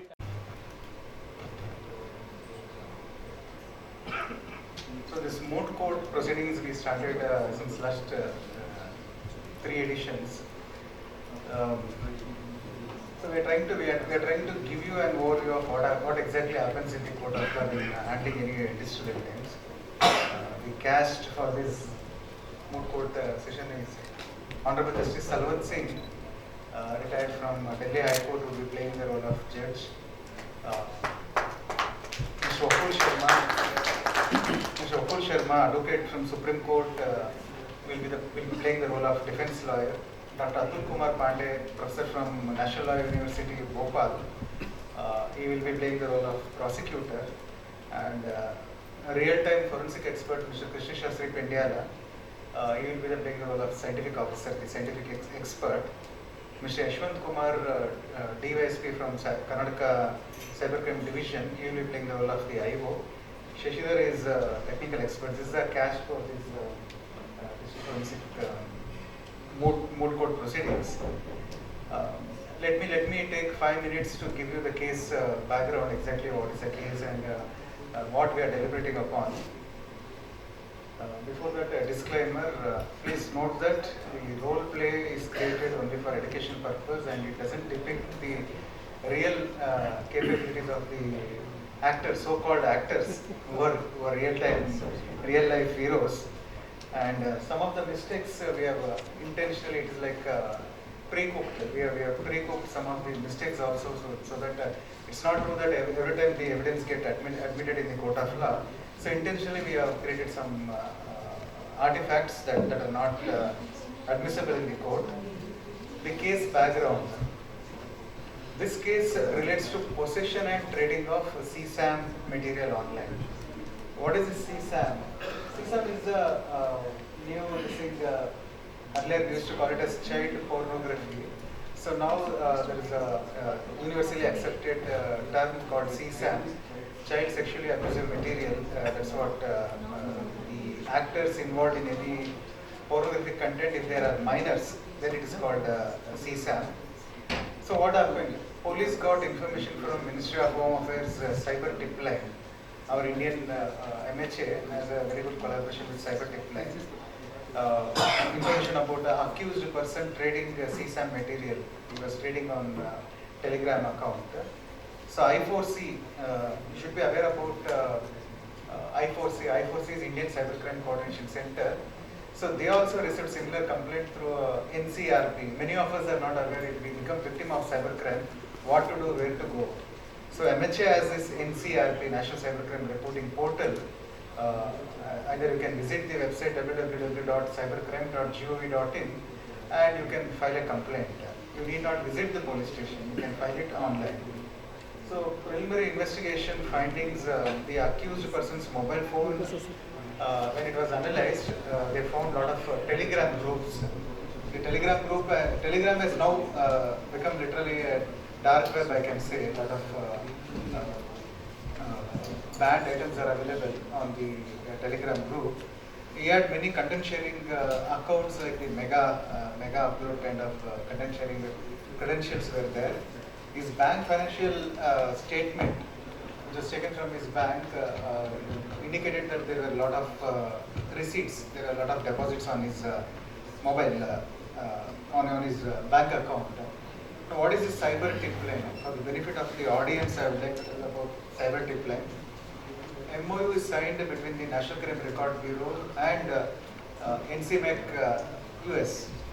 This MOU is regarding receiving tip line report on online child pornography. Wherever there is child abuse online, that information is passed on to the respective geography. So the tip line as received by the NCMEC. NCMEC is National children, missing children and exploited children the same. So that will be sent to all the respective state or UT police authorities for further action. And similarly, this is NCRP, National Cybercrime Reporting Portal of MHA. So here you can go and report cybercrimes against women and children, as well as the other crimes also. When it comes to crimes against women and children, you have the option of reporting it anonymously also. You need not disclose your identity. If you come across some offense against women or children, some gang rape videos, those videos can be reported here without disclosing your identity. Okay. So investigation. Let me cover the investigation and then the actual court proceedings would begin. Upon receiving information from Cyber Techline, a criminal case was registered under section 67B. 67B of IT Act talks about child pornography. 67B, unlike the adult pornography, 67B is very stringent. Forget about possession. Even if you try to search, if you try to browse for child pornographic content, it's an offense. 5 years imprisonment is there. Okay. And 14 and 15 of section 14 and 15 of POCSO Act. The nodal officer of Cyber Techline of this particular state, I am not mentioning the state. So here, for reference purpose, we have indicated it as Karnataka Police. So the nodal officer of Karnataka Police becomes the complainant in this case, and a case was registered by a lady police constable, woman police constable, Sandhya. Necessary documentation were done for the further investigation. IO reviewed, initially IO reviewed the information that he has received from Cyber Techline in detail, and he was, as usual, the criminals have become over smart. A lot of proxies, the anonymizer tools were identified. But the IP address for creation of the account was Indian, his own IP address. The internet service provider was found to be BSNL, and 91 CRPC notice was sent. BSNL responded with the customer application form, which gave the postal address also. Since the address was residence, the investigating officer followed the due process. The law is very clear. If it is a public place, search warrant is not required. If it is a private place, search warrant is required. So in this case, since it was a residence, search warrant was obtained from the competent court, and I also requested the help of one technical expert from Cybercrime Division to assist him in search and seizure process. When the team entered the residence, they noticed a desktop computer in on condition, and they also found a laptop and mobile phones also in the scene of crime. The desktop computer, laptop, pen drive, all these digital gadgets were seized by the investigating officer. Then the accused person was questioned and later arrested. Permission was obtained from the competent court to send the seized exhibit to FSL. So in India, you need to understand, when it comes to handling electronic evidence for civil or criminal proceedings, the holy water will have to come through a conch only. That conch is the FSL, the government FSL, section 45 of Indian Evidence Act talks about who is an expert, and at the same time section 79A talks about who is an examiner of electronic evidence. A forwarding letter detailing the brief facts of the case, the description of the items that were seized, the copy of the Mazar Panchanama and the questionnaire were sent to FSL. FSL completed the examination and analysis, and they submitted the report along the annexure. Annexure 1 is hard copies. They give both in hard copy as well as soft copy to forwarding authority. In this case, the forwarding authority is the superintendent of police. The report received was in line with the investigation. That means the incriminating evidence was very much present in the seized exhibit. The IO had a detailed discussion with the legal officer because the police today they take the assistance of the prosecution department to decide the final report, whether to charge the case, whether to submit B report, whether to submit C report. So based on the recommendation from the law officer, charges were filed against the accused person. So now what happens in the court? That's a interesting thing that you are going to notice. For for the benefit of the audience, I would like to tell you exactly how these CSAM cases are dealt. It's not like a Bollywood movie Damini, where Sunny Deol becomes ferocious in the court. That's not the case. In POCSO cases, POCSO is prevention of child sexual offences. Okay. So in POCSO cases, in-camera proceedings are done. The identity of the victim is not disclosed. Starting from registration of FIR, the FIRs are available online. If you are from Delhi or if you are from Haryana, you can visit the respective police website and you will be able to download the FIR. But in POCSO case, the identity of the victim is not there. In the FIR, you will not find the name of the victim, since it's a very sensitive case. In this case, the accused was also produced before the court via video conferencing. So now we will begin the proceedings. Let us, for a minute, imagine that we are in the court, we are not in Leela. Okay. Honorable Judge Mrs. Talwant Singh enters the court hall. Everyone stands up and show their respect. Sir. Open court. Open court.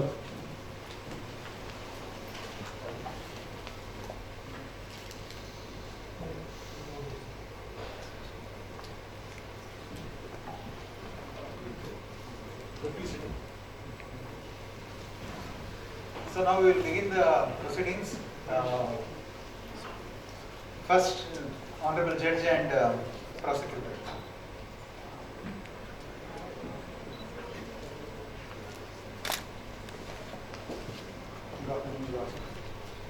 While you are here today, if you are not well versed in the facts of the case, prosecution seeks permission to the ladies.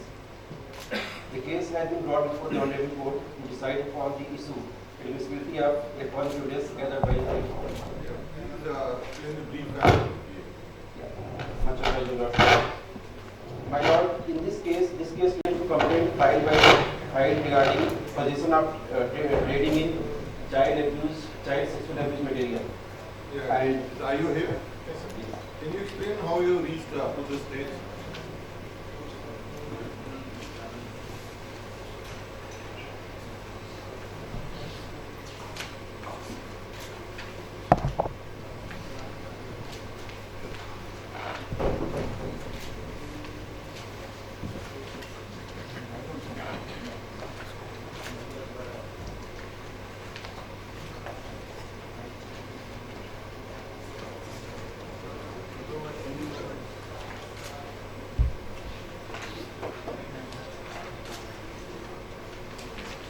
I do swear in the name of God that what I shall state shall be the truth, the whole truth, and nothing but the truth. Sir, I received information from Cybersecurity Experts. It is allegation about the consumption and trading of child sexual exploitation material. In short, it is CSAM. Took test file from Sandhya, WFC. So she has registered a case, and on the very same day, I continued investigation. Identified accused using technical and open source intelligence.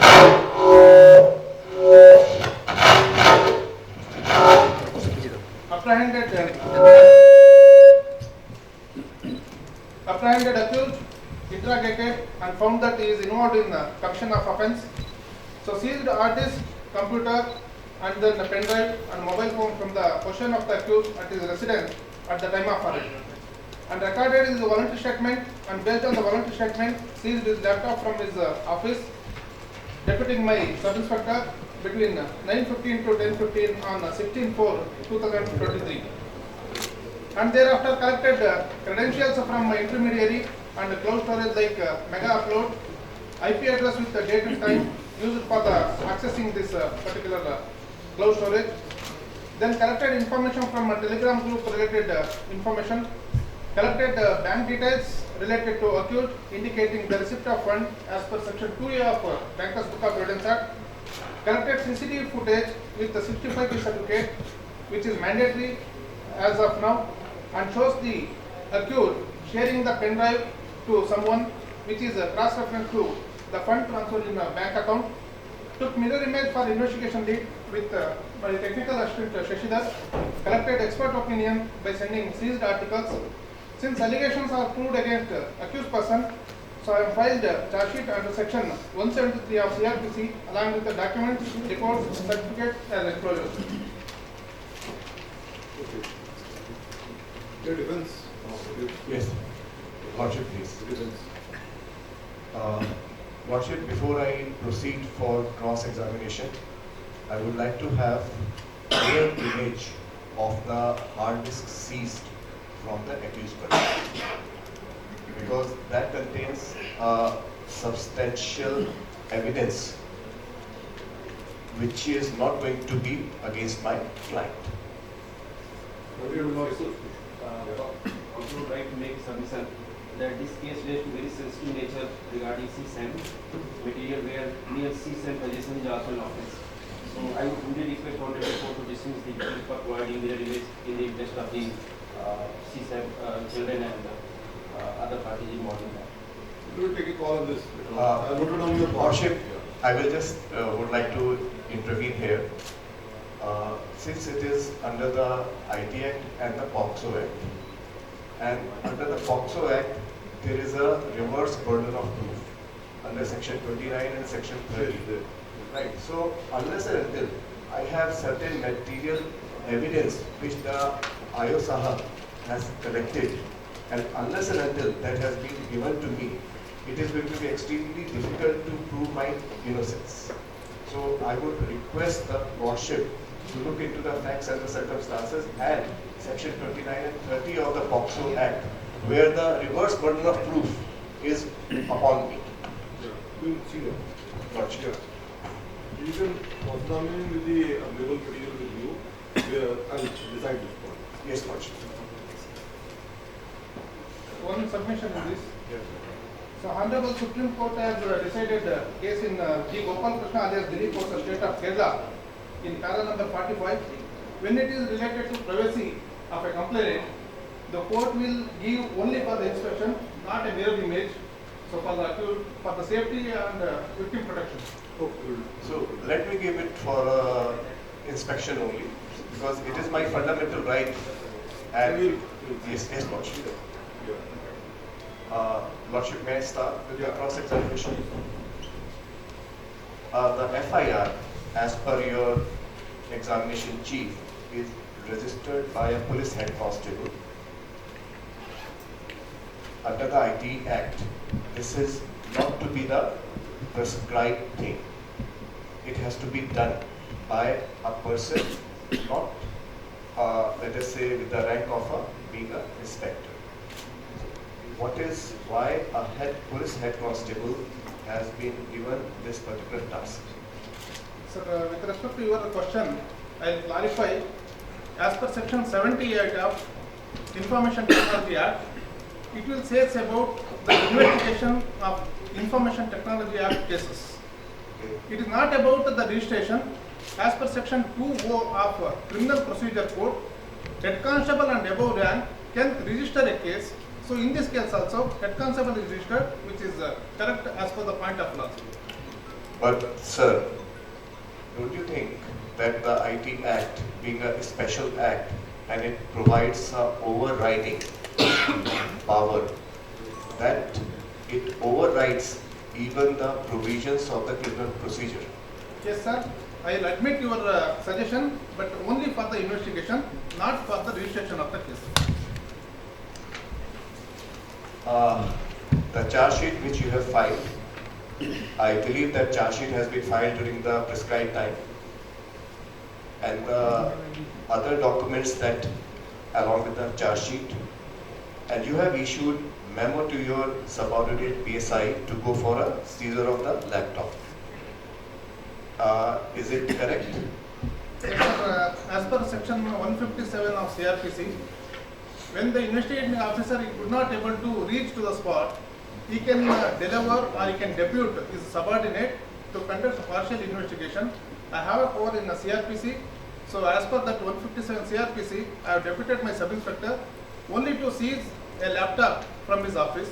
So as per my knowledge, it is correct. But have you issued any administrative order to this effect? Yes, sir. I will send a notice. I have served a notice to as per 157 CRPC to my sub-inspector to conduct a partial investigation and to submit a report. Have you made it a part of the charge sheet documents? Yes, sir. I have discussed in case diary. Lordship, I would just like to put across to you one point that under Section 80 of the IT Act, which talks about the conduct, search and seizure.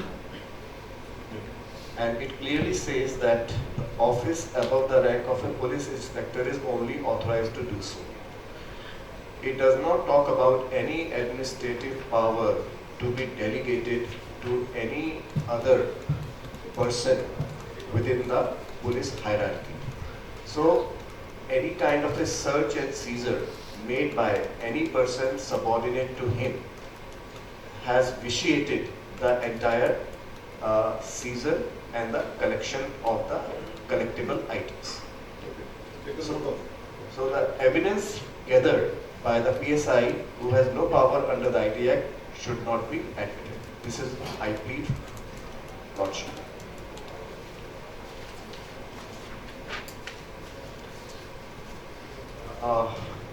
I believe that you must have examined the entire details, you must have examined the documents.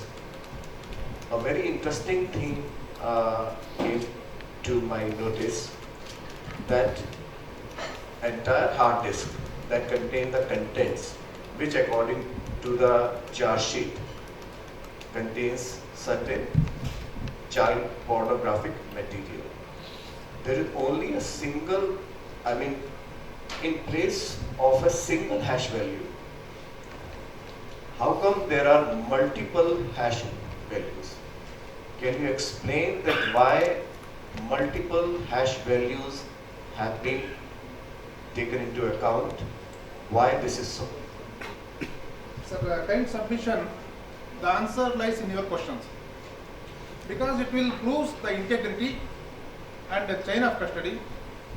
So if I take only one hash value for a disk, it may differ because of temperature or the physical damage or with any other situation. So I have taken a single hash value for an entire hard disk. Again, I have collected and I have generated hash value for each block, so that during the course of investigation, it will take some time. Then when it comes to the trial, at least it will take 1 or 2 years to conclude the investigation and trial. So at that time it may change. So for that purpose, to improve the best practice, I have taken hash value for each block, and during the course of trial, it may be changing because of so many other factors what I have enumerated.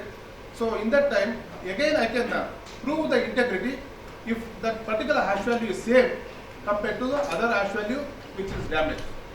Did you encounter any bad sectors? Please think about it while answering this question. Did you encounter any bad sector while going for an analysis of this hard disk? Yes, sir, I have mentioned that also. How many bad sectors was present when I took the mirror image. So along with both MD5 and SH256, so hash value I have taken, and then bad sectors, how many hash values that bad sectors was there. So that's also I mentioned in my investigation reports. Are you a technical person? So I am not a technical person. For that purpose, I have taken the opinion from my expert, from my FSL. So it is an investigation lead. Just to prove I have handled properly the digital evidence, I took it and I made it documented in my Mahajar and case diary and other case papers. So according to you, that multiple hash values they have been taken, and in order to do that, you weeded out the bad sectors. No, sir, that's not true. So I have improved and innovative method for a best practice or a standard operating procedure to improve and to prove the integrity of each and every block. Do you have a standard operating procedure or any kind of a manual? So as per now we are following DSCI manual and CBI manual. So recently the Honorable Supreme Court has given direction to prepare one SOP which is universal across the country.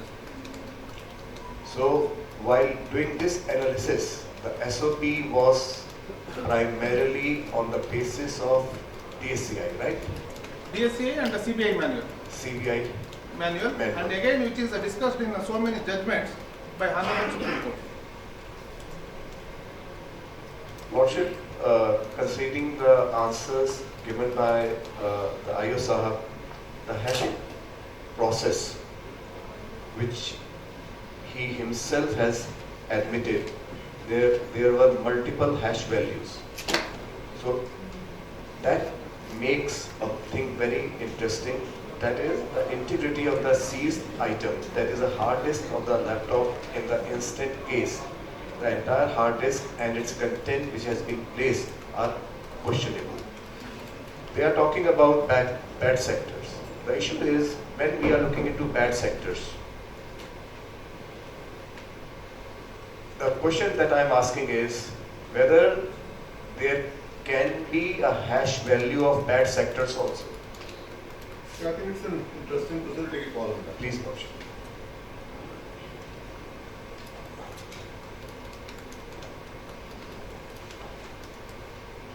I believe that you have maintained a chain of custody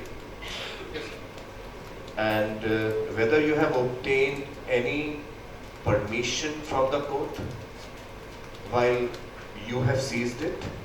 You have created a seizure memo and then you have passed it on to the FSL. Have you obtained any permission from the court before doing that? Sir, there are two situations. First situation is during the course of arrest and seizure, I have taken a mirror image on site. So at that time court permission is not needed. So I have followed again best practice by using a right blocker. There the integrity and the data which is not hampered. Only thing is I am taking a mirror image of that disputed hard disk. So your question will be true when I have seized that particular article, then taking possession and included in a property forum.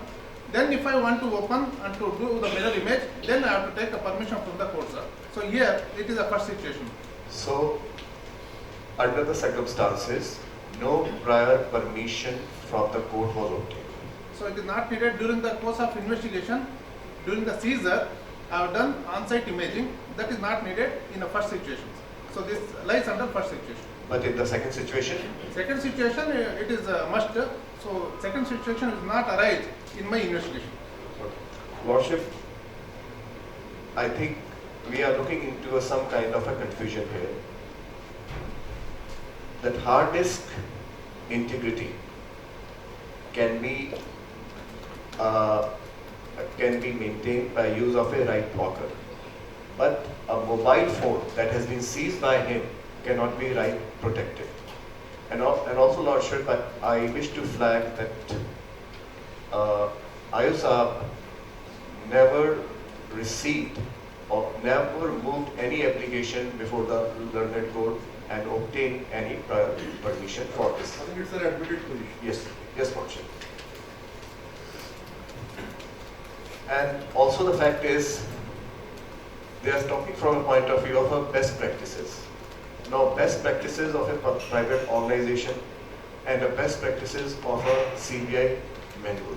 So there is a, let us say, kind of a difference between the two. So I feel that under the circumstances, the evidence that has been gathered is a tainted one and should not be looked into by this learned court. Now we come to a very important question.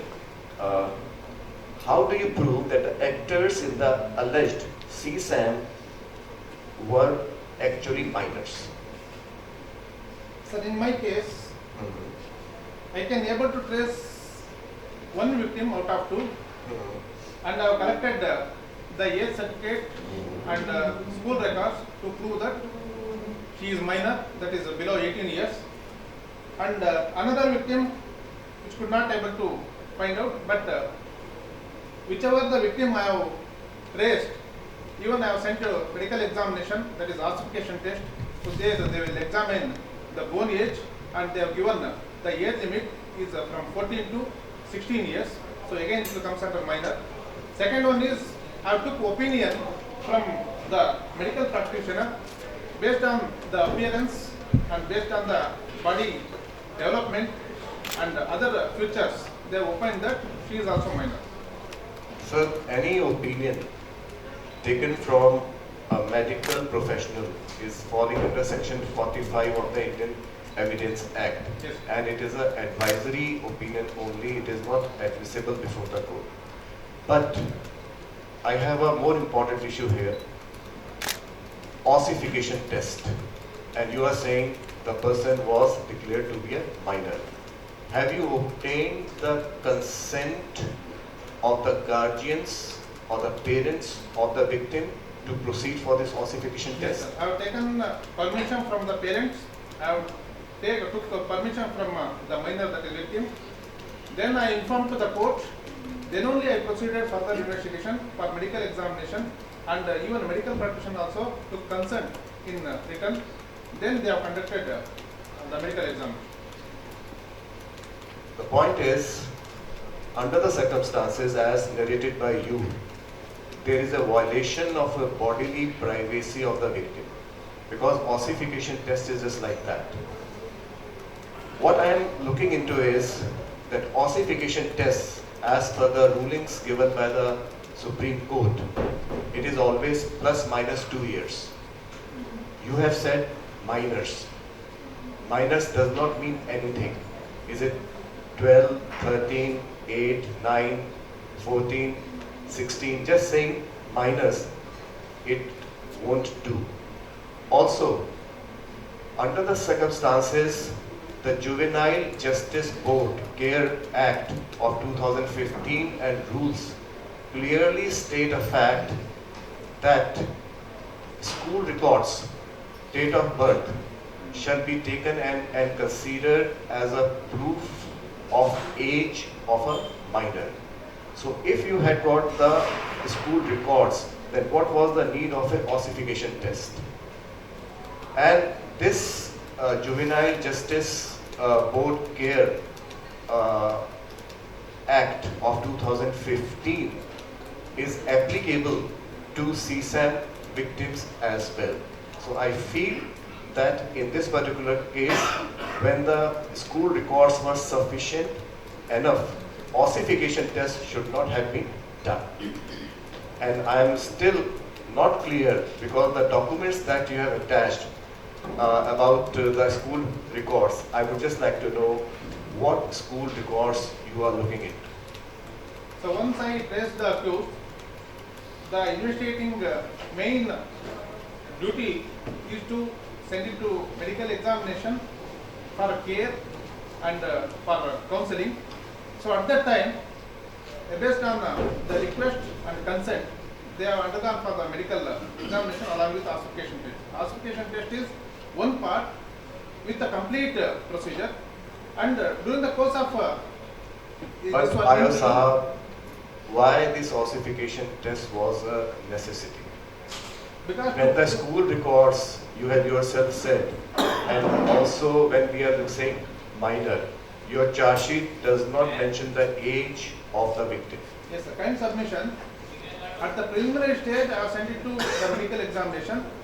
Then after interviewing the victim with the CWC, that is the Child Welfare Committee, then I came to know that she has studied. Then additionally, I have corrected those documents also and included in the charge sheet. You have no legal right. Once it is established by the school record under the Juvenile Justice Care of Juveniles Act, then there was no need for a ossification. Yes, so I would request that in future you may look from this particular aspect. Yes, sir. But in this case, I have sent it for ossification test first. Then while interviewing the victim, I came to know that she studied. Then I have collected the additional document also. I will accept wholeheartedly your suggestion. And I did not go the other way around. Yes, you should have reversed the entire process. The ossification test should have come if a school record is not able to provide any such. If it is not there, then of course, that is the second best. Yes, Lordship. Please. Next witness.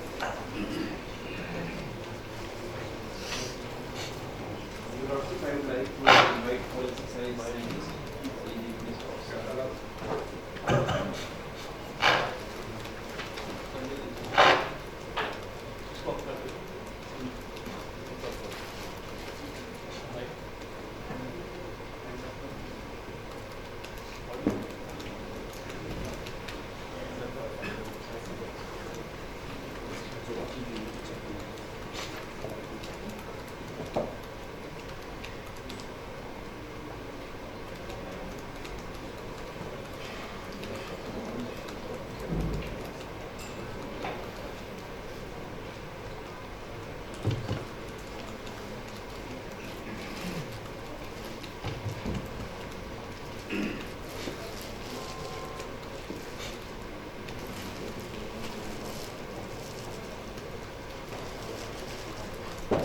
Now I would request forensic scientists to come to the witness box and briefly tell us about your work that you do at FSL and how you work, what is your analysis in this particular case.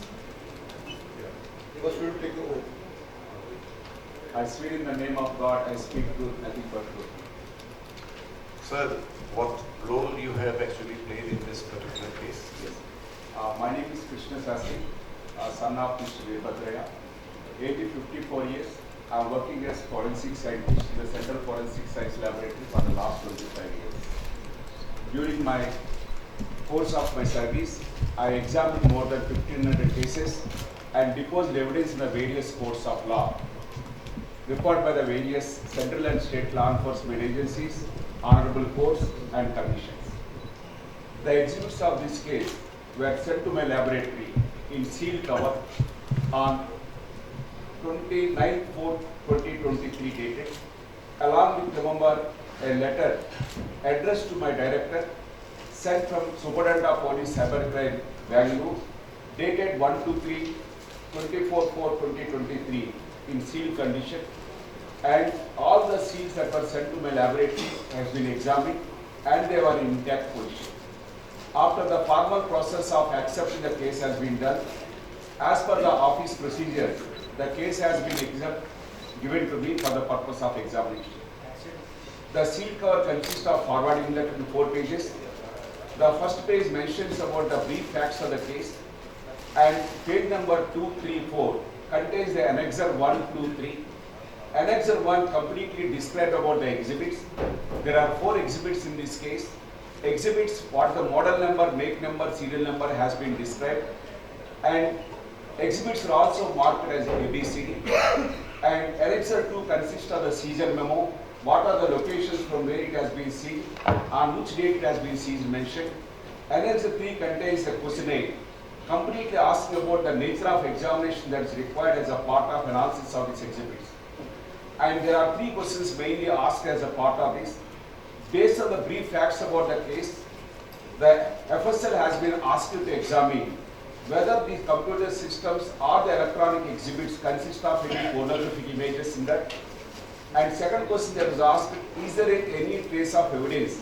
There is an access of various internet sites, pornographic sites and cloud hosted websites where the data has been uploaded and downloaded, and is also asked to examine whether any mailboxes are available, like a PHP Outlook Express specifically, consist of any monetary transactions related information or any bank account related information that was present as a part of the main exercise.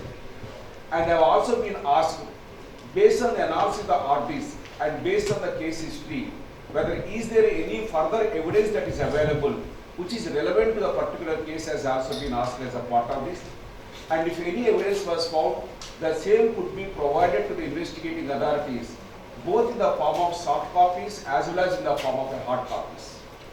So based on the exhibits and based on the questionnaire that has been submitted, the same has been marked still with the same ABCD markings has been done. All the exhibits has been forensically examined as per the cardinal rules of computer forensics, which says we should not work on the original evidence. We have to make a mirror image of the same electronic exhibits, and analysis has to be conducted on the images but not on the original exhibits. So as per the cardinal forensics, all the analysis has been conducted, and the case exhibits are also examined by me as well as my colleague, and both of us we came to the same conclusion. And the report consists of 4 pages along with Annexure A, which is 250 pages of documents, and Annexure B, which is consists of a DVD where all the pornographic contents has been dumped in the form of a soft copy, was written back in sealed cover to the Superintendent of Police, Cybercrime, Bangalore. and the forwarding letter has been signed by the head of office, and I can able to recognize the signature of my signature as well as my head of the office and my colleague. Since I work for more than 25 years along with them, since I know I am associated with them, I can able to identify their signatures. And Honorable Court can take the signatures as exhibits A and B. Okay. And after the examination, what are the key findings we have found it? The computer system, by analyzing the registry, we found it was being registered in the name of Raju 1976. The Windows 10 operating system is running on the computer system, and the computer system operating system has been installed on 4th January 2023. And we also found the computer system last shutdown was happened on 14th April 2023, and last login was happened on 16/4/2023, 2 days later to that. And we also analyzed the PST files, which is Outlook Express, stands for Portable Storage Table, and we found a lot of communication happening to various people where a pornographic content is also sent, and we also got the evidence where opening of a particular Dropbox, mega upload, cloud service providers, where this computer system has been used to access and download. We also found the mobile phone data is getting synced to the server, and the same data is also getting synced to the laptop. So proper data synchronous is happening between the mobile phone and the laptop, and these are the major findings we found as a part of this. Now, Mr. Shastri, you have said pornographic content. How can you take a value judgment like this, pornographic content? Right. You have not been asked, or was there any direct question that what constitutes a pornographic content? How can you take a judgment call like this? So while we are examining the computer system, we found more than 10 lakhs of images, and we have a specialized software by which, remember, if you upload all these 10,000 photographs as an input, the software can able to identify based on the skin content available as a part of photograph. It is going to give the computer files which can be treated as a pornography. So we kept the threshold limit as 70%. If any photograph more than 70% skin content is available, the skin content. Yes. Skin content means? Skin content means the one which is not covered as a part of the whole photograph. And who has decided this 70%? 70% is globally generally practices. We followed it as a part of the standard operating procedures. We generally submit the same to the investigating officer. In case if the investigating officer wants anything more, the threshold we can able to reduce it, we can able to select it. So currently we have taken 70% because in most of the cases what we are finding, the photograph face is there. Face itself is going to come under the category of 10 to 15% after 70%. So leaving that 15 to 20% of the face, if remaining got exposure, we can consider that as a removal as skin exposure. That generally we are taking as a global practices as a part of the pornographic content. So the judgment call has been taken by a software. Correct. Yes, right. This is correct. Can we say that software was programmed at your end? No, it's not. Or is it not? Or is it a pirated one? Do you have a license to that? Yes. This is a part of the overall forensic software my laboratory is using. That software is having a particular module, and that module was specifically used to detect the pornographic images. As there is a variables, we can go on changing 70%, 60% depending upon the investigator. That feature has been already enabled as a part of the software. So based on the interaction with the investigating officer and the standard best practices, we have taken 70% as a base. In case investigating officer wants, still we can able to remember reduce to 60%, and we will able to see what are the other contents available in the hard drive. So it is basically a value judgment on the part of the IO to fix a skin content of 60%, 70% or 75%, right? Correct. So in addition to the standard best practices. Okay.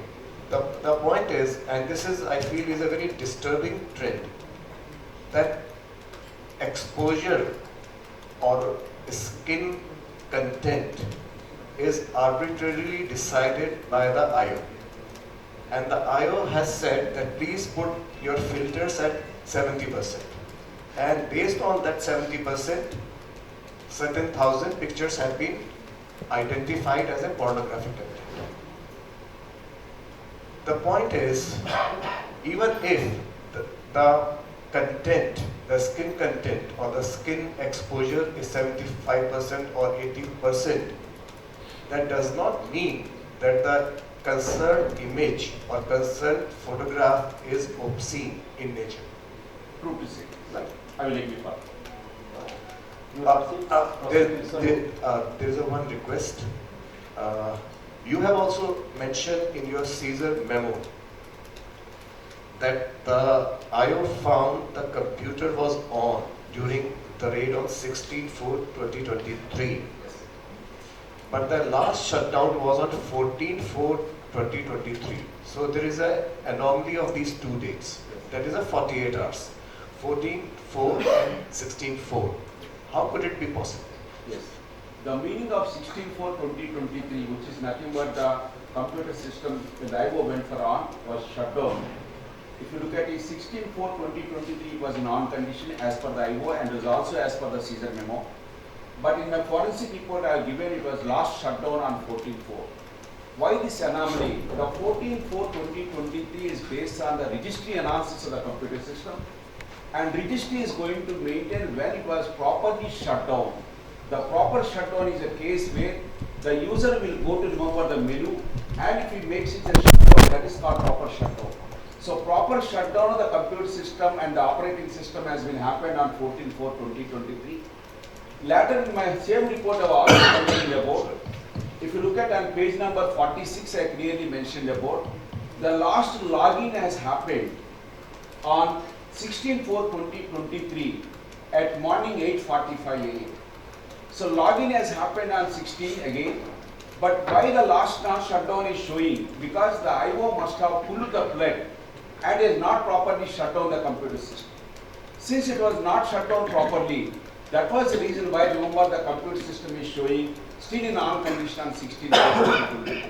Sir, I had the privilege to hear the IO also, and the IO Sahab had mentioned that he had undertaken a sector by sector hashing value at the scene of crime. If a person is so technically versatile, how could he pull the plug like this? I mean, that is something I'm not able to digest. It is only IO has to answer. I have no idea, because my concern of examination is only once the exhibits come to my laboratory. I'm not there to judge the capabilities of technical capabilities of investigating officer. Okay. But you must have, did you notice these anomalies 14 and 16? No, I have not found any such anomalies, because what I did is, once I start, remember, in the computer which is a Windows operating system, there is a, remember, place called volume shadow copies. In the volume shadow copies you are able to analyze, even if the IO is able to pull the plug, what are the remnants that are available in the RAM, what processes are currently running in the computer system, what applications are currently running in the computer system, all I can able to get it on the basis of analysis of the volume shadow copies. So I have not found any anomaly, and to be frank, whatever is my findings are exactly matching the Caesar timings, etc. I am not finding any anomaly as far as remember the date and time stamps of the files are concerned. After hearing you, I can just say one thing, that the tools that you have used, the identification markers of the whether that particular image is obscene or not, are or they have been arbitrary. You can always say that this is what the IO has said, to put the marker at 70% or a 75%. And based on that, you have created, let us say, a kind of a pornographic photograph dump, in your words. So what I'm looking into is that the question is whether the tools, and especially the software that you have used, that you have deployed, and other software forensic tools that you have used, they are not giving me a clear picture, a kind of a validation of your test results. Do you agree with this? No, it's not true to say so. My laboratory is a national accreditation for boarding testing of laboratories. It's the NABL accredited laboratory. All the tools, forensic purpose, we are using it. We will look at for the repeatability and the reproducibility of the result. If an X person employs a tool, if a Y person works with the same tool, we have to come to the same conclusion. So all the tools which are using it are having a repeatable and reproducible results. And before any tool you are going to use it for the forensic examination, first we validate for the different case scenarios. And whether based on the case scenarios, are we getting the same results or not, we'll identify. We calibrate the softwares, and based on the calibration of softwares only, we really test it for the case of real police cases. Right. So all the tools are properly validated, tested for repeatability and reproducible results.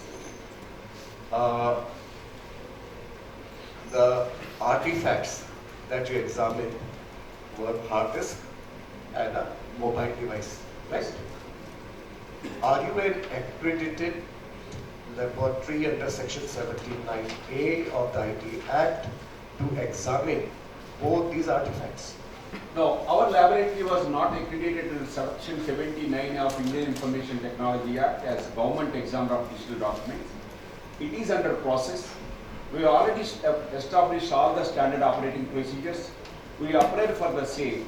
So my team, Government of India, my team is supposed to visit for the purpose of number accreditation, but currently we are not accredited as a government examiner of digital documents under Section 79A. So at the date of examination of artifacts as performed by you, using your forensic tools in your laboratory, there was no accreditation under Section 79A of the Act.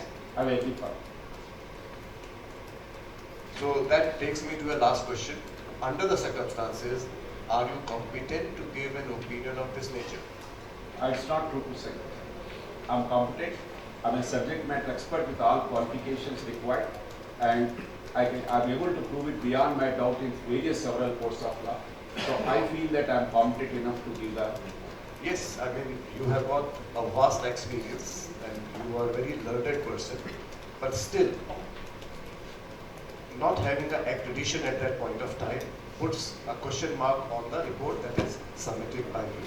Just in passing, I would just like to know from you that I failed to look into any kind of a Section 65B certificate along with your report. Right. I have not submitted any 65B certificate as a part of that. The reason why I have not submitted because that question will not arise at all. My role is limited to the examination and I have no ownership of the hard drives or I am not in charge of any of the set exhibits. The exhibits have come, remember, from there to my laboratory for the purpose of examination and the same has been seized by IO. So he is the owner of the exhibits. So I have not given any certificate under Section 65B. So you will not consider yourself as an in charge of artifacts examined at your end. And remember, artifacts were original. You had the original hard disk, you had the original mobile. Yet you cannot be called as an in charge? No. Please. Thank you. You are also prosecution respond to the issue of competency of the forensic scientists in London to give witness and give the opinion about the evidence at the argument stage.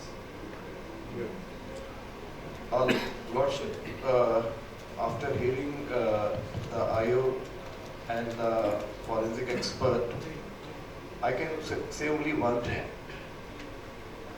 that not only at the time of the seizure, but at the time of providing it to the forensic lab, that entire process has been vitiated. And when the forensic lab was not having that accreditation under Section 79A, they should not have accepted the artifacts in the very first place. Despite knowing, and as admitted in the cross-examination by the learned forensic science expert, under the circumstances, it could have been sent to a designated forensic lab, but it was not done.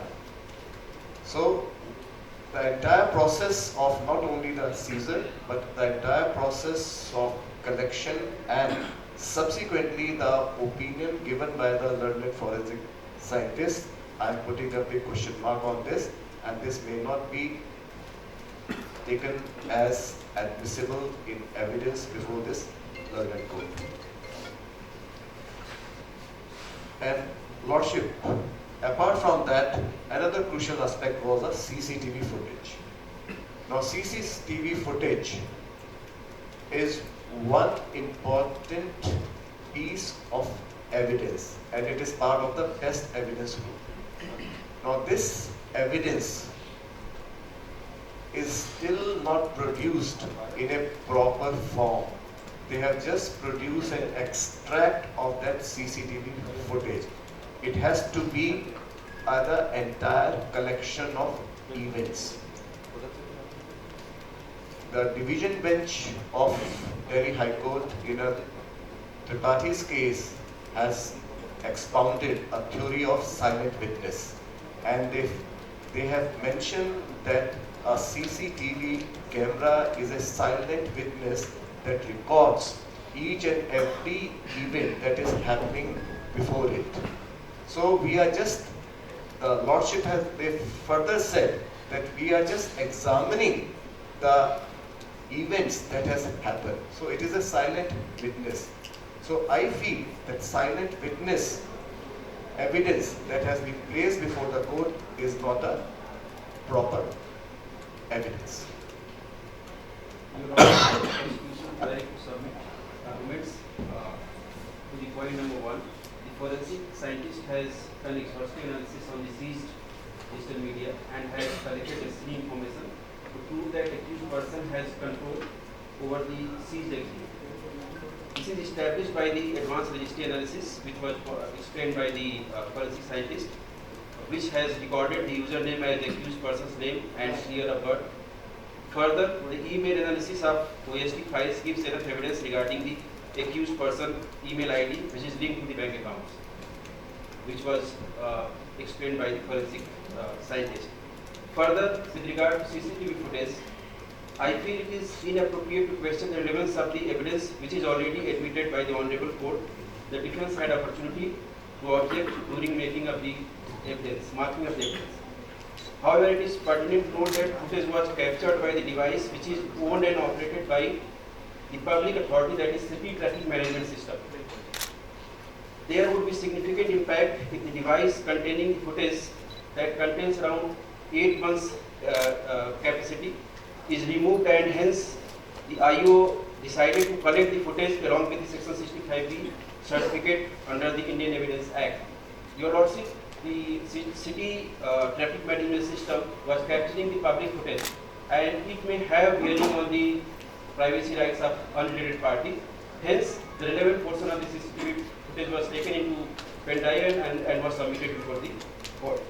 There would be significant impact if the device containing the entire data will be submitted before this Honorable Court.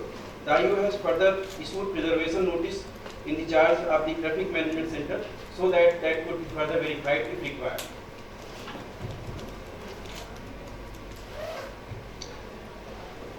So the issue is, again we are coming back to the issue of obscenity or pornography. Whether a content is obscene or pornography, the call has to be taken by the learned court. And the call which they have undertaken is not in consonance with the practices as such. So under the circumstances, the charge of obscenity that has been imposed upon me should not be looked into. Your Lordship, privacy, Your Lordship, obscenity means meaningful to many people, and there is no statutory definition of obscenity given in any of the legislation in India. Also, it has a dynamic character, and it keeps on changing with the society. there is no uniform standard that could be applied to test what would amount to obscenity in any of the jurisdictions in the world. The prosecution would like to rely upon the celebrated judgment of Ranjit Udesi versus State of Maharashtra, where Supreme Court had applied the English Hicklin test, which was laid down in R versus Hicklin, to test the level of obscenity in a particular matter. In this case, court upheld conviction of appellant, a bookseller who was prosecuted under Section 292 of Indian Penal Code for selling and keeping the book, The Lady's Chatterley's Lover. Even though the bookseller contended that since he cannot read English, hence he was unaware of the book and indecent vulgar material in that. So it is very difficult to give any straightjacket formula through which the obscenity could be ascertained. Lordship, then I come to the issue of Section 65B.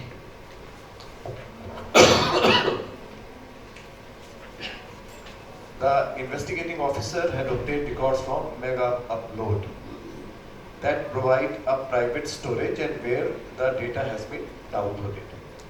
But no such certificate has been given by the Mega Upload. Likewise, when they are talking about a traffic city management, why a Section 65B certificate to be given by the IO regarding the CCTV footage? It has to be given by the traffic city management. So there are anomalies, and that vitiates the evidence that has been placed before this honorable court. Your Lordship, the cloud storage service provider Mega Upload does not fall into the ambit of Indian jurisdiction, and it operates from a foreign land, that is Hong Kong. However, keeping in view the gravity of the offence, Mega Upload has provided information with self-declaration based on the request made by the IO, which has been presented before this honorable court. Also, the user information and its content is downloaded based on the voluntary statement of accused after following the legal procedure enshrined under Indian Evidence Act. It is admissible as per the Section 27 of the Indian Evidence Act. Therefore, the Honorable Court may decide upon this admissibility of this particular piece of evidence. Lordship, defense would like to make a closing statement. Lordship, in this particular case, if I am looking into its entirety, then at every step, certain steps were taken to vitiate the evidence collected by the investigating officer, and at the same time when it was processed by the learned forensic scientists at its lab. In this entire process, what has happened is that no SOP has been looked into. They are talking from a point of view of a best practices. But what is a best practice? Whether they have been mandated under their administrative side that best practices to be performed, to be undertaken. So if there is no such administrative order and there is no such best practices which is in circulation, so this theory of using best practices is nothing but a figment of imagination. They have further said that the CCTV footage. Now the CCTV footage, as I have mentioned, is a very critical aspect of this particular case. They have not provided the entire CCTV footage in its totality. And now they are saying that since the detention is of 8 months, there is a possibility that it may have been overwritten. So that does not mean anything.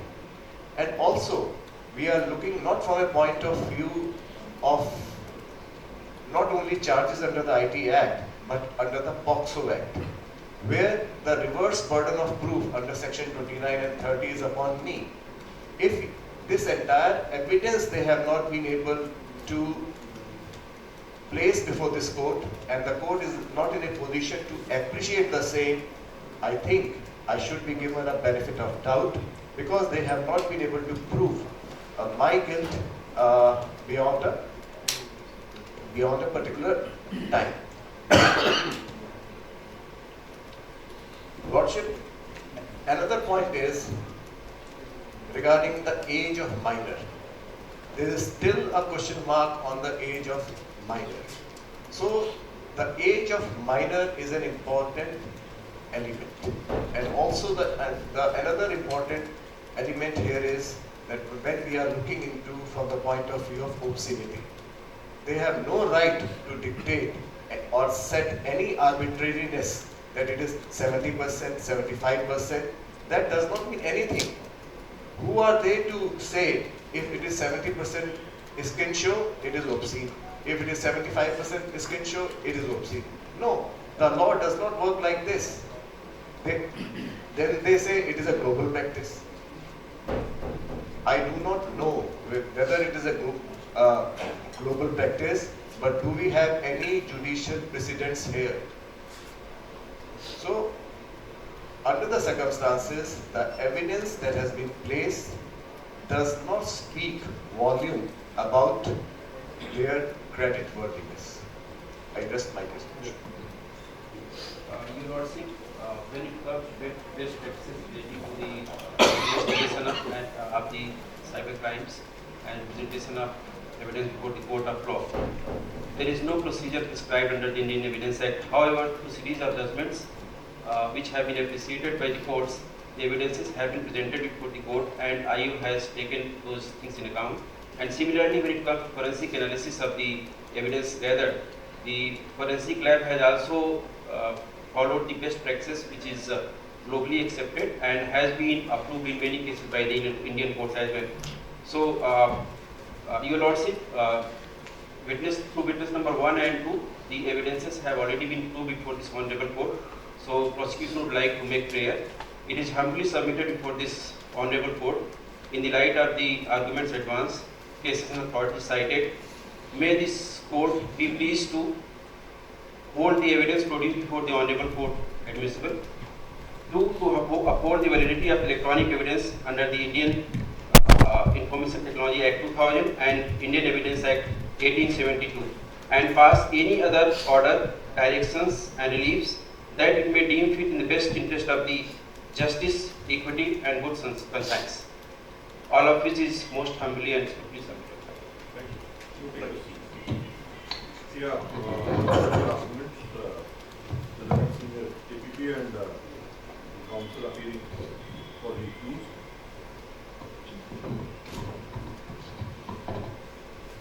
The points that would arise for my consideration are as under. Whether to admit the computer seized from the accused for which ownership is not established by the IO. Since state FSL is not notified under section 79A of the IT Act, the opinion given by the state FSL would be discredited. The evidence related to CCTV is incomplete because only footage is produced and the original evidence is not seized. It would be discredited. Thus, a copy of the seized items should be given to the accused. Megaplot has not provided 65B certificate under the IT Act, the Indian Evidence Act, and should it be discredited? And whether the mobile phone which was imaged without court permission should be discredited. My considered view, point wise, is that. Point number 1, the IO has taken help from the state forensic scientists to gather technical information to prove that the accused person had access to that device. This evidence is admitted. Point number 2, the opinion obtained from the FSL, which is not notified as examiner of electronic evidence, under section 79 of the IT Act 2000 is still admissible because reliance is based on section 45 and 293 of CRPC as an expert witness. And I would, in the passing, I would advise the central government to speed up the notifying of the lab for uniformity of facilities and so that more labs are available for conducting the cyber forensic test. Point number 3, regarding the request for mirror image, I agree with the prosecutor regarding the sensitivity of the content. However, the Defence Council prediction is partially allowed, relying on P. Gopalakrishna of Indian Service System of Kerala. The instruction to the prosecution to supply only critically required information, like financial details, contact details, and any other important information which was outside the ambit of this case. The evidence obtained from the Traffic Management Center camera is admitted, as IOS convinced the court for not seizing the original because it contains 8 months recording, and he has taken necessary precautions including issuing preservation notice to the TNC. I agree with Defence Council argument regarding the 65B certificate. The court will make efforts to get the proper legal documentation from Megaplan and decide later, because the court is also authorized to direct the party to file 65B certificate. I agree with Defence Council regarding the resettling of mobile phone, and that evidence is not to be taken on the court. The court is adjourned.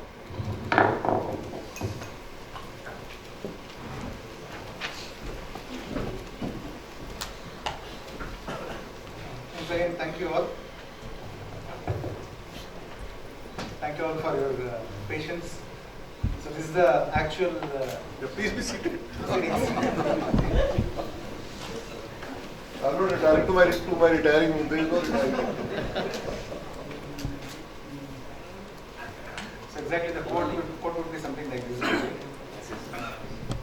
Digital evidence handling would be done in the court of law.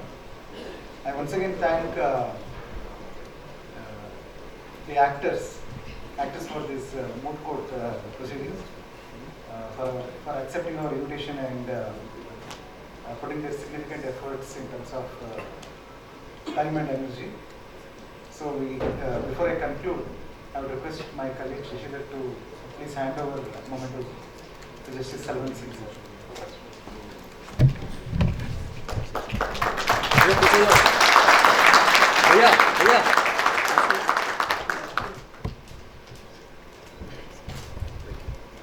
Mr. Akul Sharma, please. Mr. Akul Sharma is advocate practicing. थोड़ा सा पीछे take. And he has written a book on Information Technology Act, IT Act. That book is used as a textbook in many law universities. Shri Krishna Shastri Pendiyala is a former forensic scientist at GPI, and he has taken voluntary retirement and he is currently partner at Understanding. He is a living encyclopedia with respect to digital forensics. Dr. Atul Kumar Pandey. Dr. Atul Kumar Pandey is from NLA Bhopal. In fact, he heads the Rajiv Gandhi Center for Cyber Law and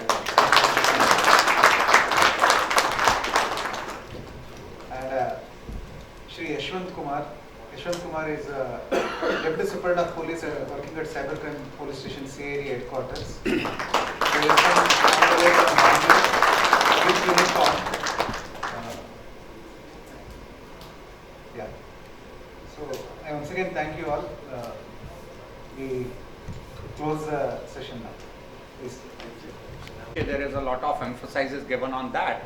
And in the forensic domain, there are tools, which are available for, the mobile devices. For example, there is some child pornography. Image or a video was taken by that particular phone itself or not.